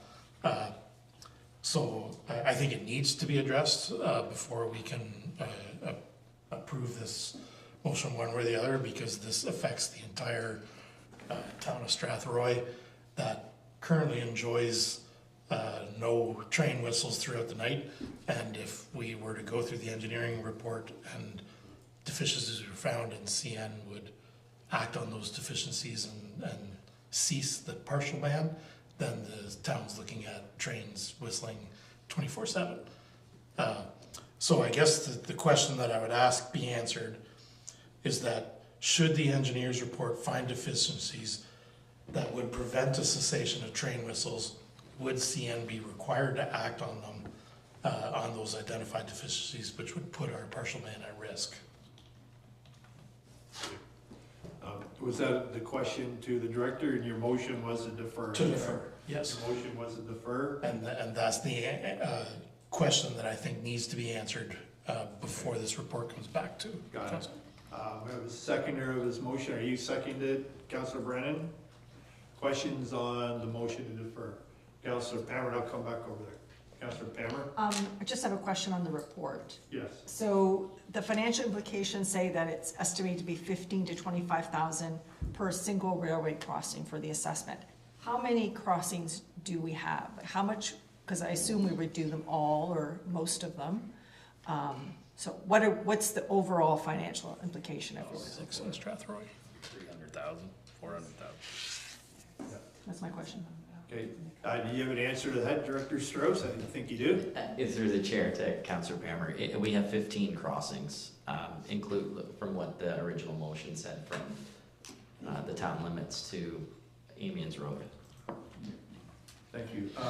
Councillor Wilsey. Just piggybacking on Councillor Palmer's question, with that cost of being 15 to 25,000 per crossing, if we're doing multiple crossings, typically when I'm doing something, there's some groundwork that can be common between all of them. And even if you take an engineer report at like $200 an hour, that is like 60 to 70 hours of engineer work per crossing. That seems like an awful lot for like almost 2 weeks of work for somebody to say if something's safe or not. So I would just like to verify that that cost is per crossing when we're doing 15. I would think with economies of scale, we should be able to get that number down significantly on a per crossing number.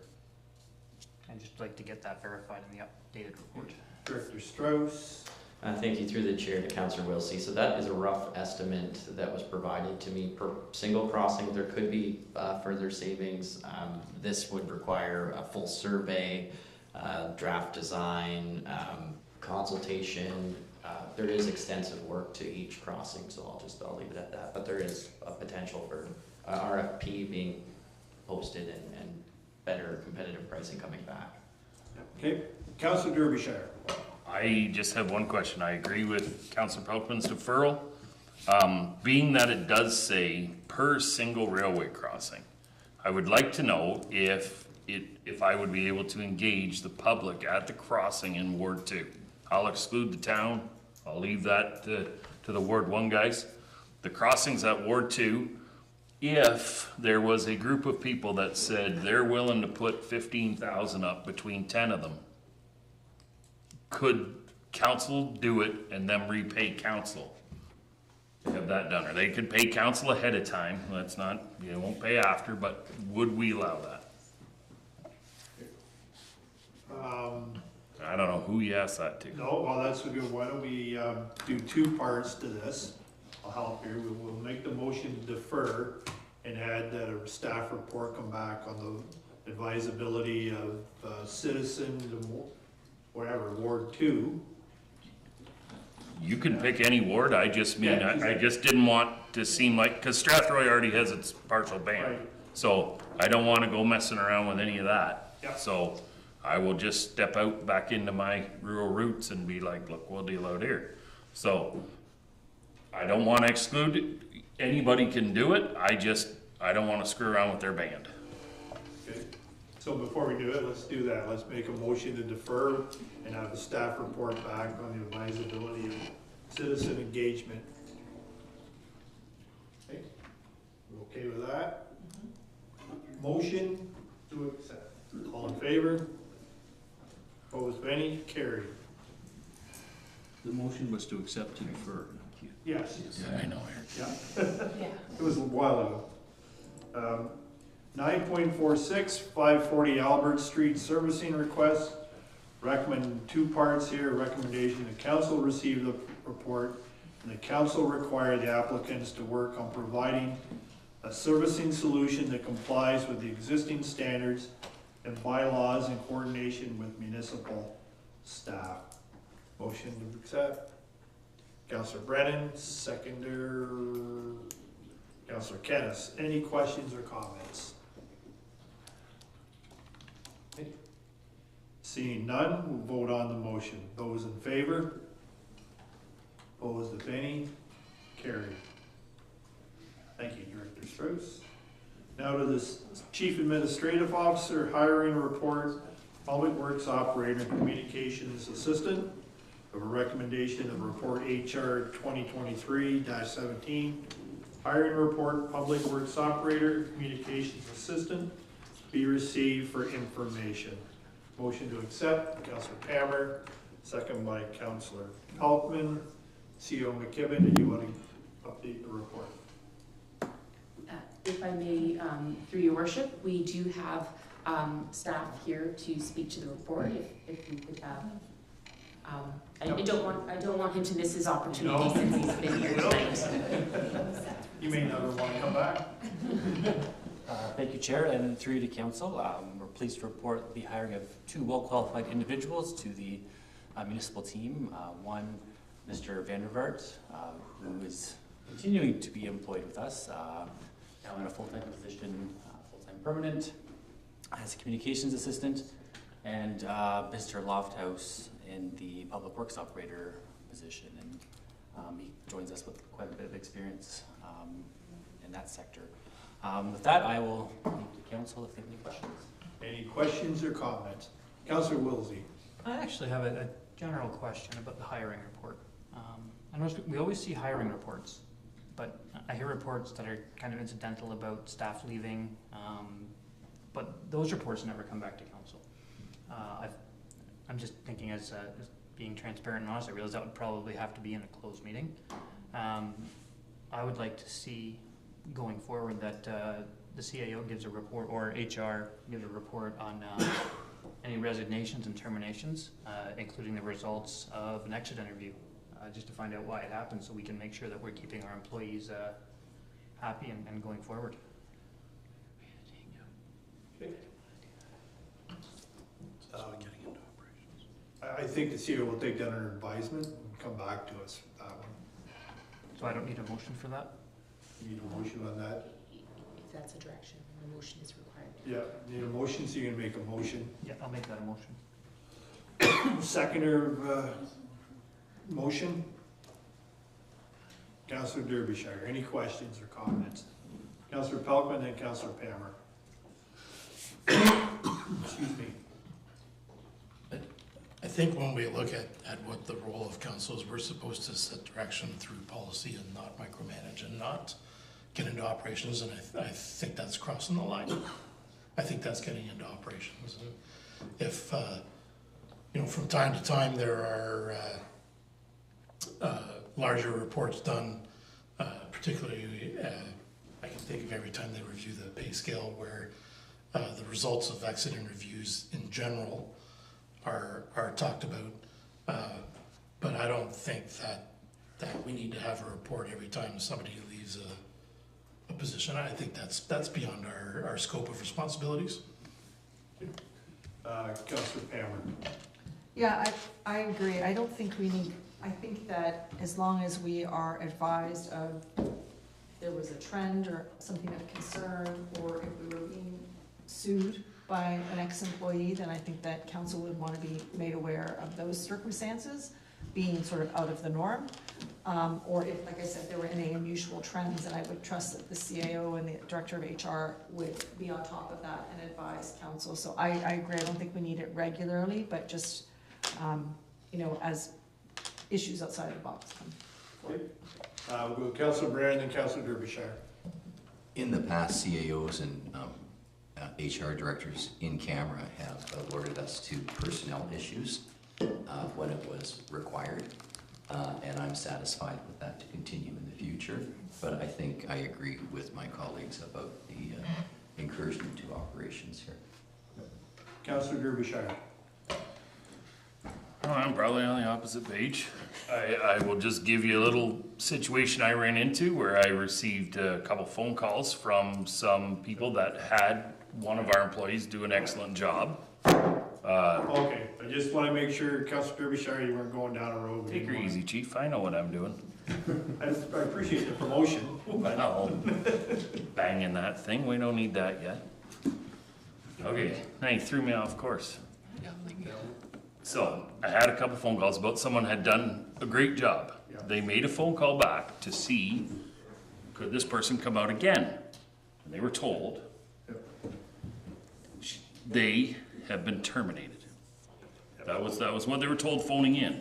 So I'm going to ask, just we have to be careful, these are labor matters we may want to take I'm really gonna overrule here, Councillor Derbyshire. I know the point you're trying to make, but just need to be careful of the road we're going down. Okay. Just make a general statement if you wish, but just be careful where you're going with the road. So my general statement would be, when the public asks us where these people are, and my answer is I don't really know, I then have to inquire, right? I just thought, we get a hiring report, we hired this person, this person, and this person. I don't really need to know their names. You know, it would be nice to know that whether someone has left us and is no longer here. I don't need to know why they're not here. That doesn't really concern me. I would just like to know, you know, I guess what I don't like is just being informed by the public of what's going on in our municipality, so. Okay, fair enough. Any other questions or comments? Councillor Wilsey, so then we're gonna have the vote. Yep, so on that, I've been listening to council. What I would like to do is I would like to amend my own motion. Just that the CAO report to council on the resignations and terminations and remove the part about exit interviews. Just a report, very simple, like the hiring report, and it can even just be positions and no names. It can be as simple as council the CIO sees, but just a report on similar to the hiring report of what we get for a firing report or a termination report, just so that we do know what's happening in our municipality. Councillor Derbyshire, you were the second. Are you gonna have a chart? Oh, yeah. Okay, so you've got the amended motion. I think we've all heard it. All in favor? Opposed, if any? Motion is defeated. Now we'll go back to the original motion, which is that the hiring report, Public Works Operator Communications Assistant be received for information. That was carried, right? So motion to receive the report. All in favor? Opposed, if any? Carried. Reports from the boards and committees. Recommendation of the reports from boards and committees be received for information. You have 3. The Museum Advisory Committee meeting minutes, the Committee of Adjustment meeting minutes, and the Downtown Strathroy BIA Executive meeting minutes from September 12th. Motion that they be received. Councillor Brennan, second by Deputy Mayor McGuire. Are there any questions or comments on any of the minutes? Seeing none, all in favor? Opposed, if any? Carried. Deputy Mayor, it's your turn on the. I see that there is a county council report already submitted. I'll leave it there. Thank you. Thank you. With that, we'll move on to inquiries and comments. Tonight, we'll start with Councillor Kennis. Seeing how late the hour is, I'm going to pass. Councillor Wilsey. Just really quick, I like all the questions and comments we've had tonight. The debate back and forth has been great. I wish all our council meetings had this much back and forth and got the information drawn out, or at least questioned as much as we did tonight. Thank you, I appreciate that too. Councillor Derbyshire. I'm probably gonna defer to next meeting. If we make it a little lighter, then maybe people can stay up for this. Councillor Brennan. Nothing tonight. Thank you. Councillor Pelkman. Nothing tonight, I guess. Councillor Hippel. I actually have an inquiry by by a member that, so we had lots of Christmas stuff going on this weekend in Strathroy, Mount Bridges. Everything was lovely. But one of the things that I heard the most was that with everything going on in Strathroy and with everything going on in Mount Bridges, it's very hard for each to support one another. So the questions were asked, was there a way that they could work together? I mean, these were just questions by people attending, you know, the parade and the holiday festival, etc. So obviously this isn't something that we personally do, but if we have involvement, I know we have involvement in certain things, recreational activities and such, the Winter Wonderland, I don't know what it was called, Winter Wonderland, Winterfest. But I mean, Mount Bridges had a whole weekend of holiday, and I don't think we actually participated as a municipality with them. So moving forward, it would be nice if, you know, the municipality could be involved in both, but not on the same weekend, so that everyone can go to a little bit of everything. And these were the questions that were brought to me, so this is my question. Yeah, so I can defer to Director Littlemore, but I will tell you I was involved in some emails, there was some back and forth between the organizers of both, but I will defer to Director Littlemore. Thank you, Your Worship. Through the chair to council. The organizers have already been in touch with one another to determine weekends. Typically, they pick the third Saturday of November for the parade. That just happens to corresponds with what the Mount Bridges holiday event is. Next year, it won't fall on the same weekend. The Winterfest actually works in conjunction with the parade, so the intention was to have the parade during the day and then just move the festivities up to the fairgrounds. The Community Services Department would love to be involved in both communities with both events. So the intention is to do that. I think it won't happen again for another 3 years where they have the same weekend, and there's been talk about how they're gonna resolve those issues. But so they are aware of the challenges and are working towards solutions. Thank you. Thank you. Councillor Pammer. Just a quick plug on the topic of events. This Friday night is the Downtown Christmas Market in downtown Strathroy in the BIA area. So encourage everybody to come on down and check out what's going on downtown. Deputy Mayor. I just want to congratulate Paul Van Dyke. He works for Middlesex London Paramedic Service. I was honored to be able to give him, I believe it was his 35-year exemplary long service medal a week ago or 2 weeks ago at County. And I thank the warden for allowing me to do that. It meant a lot to me. We had a couple of great events. The Santa Claus Parade was a lot of fun. Thank you for inviting me, Lions Club, particularly Avery Bishop. And I won't steal the thunder. You might want to speak about what we did Saturday night. You remember? Are you sure you want to go down there? I didn't write my comments on what I did Saturday night. No, just, it was the warden's dinner.